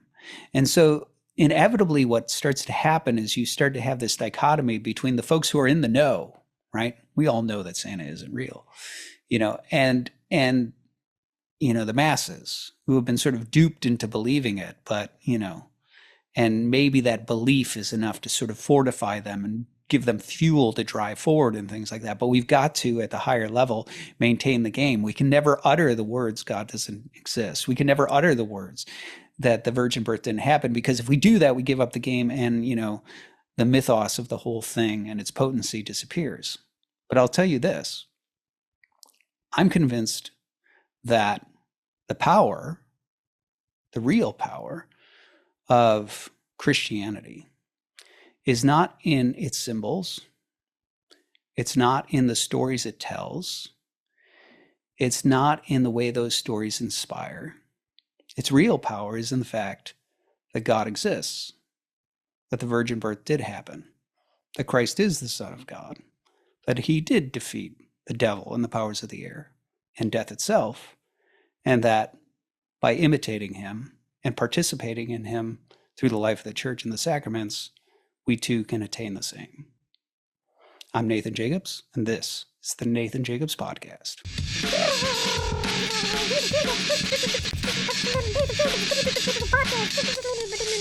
Podcast.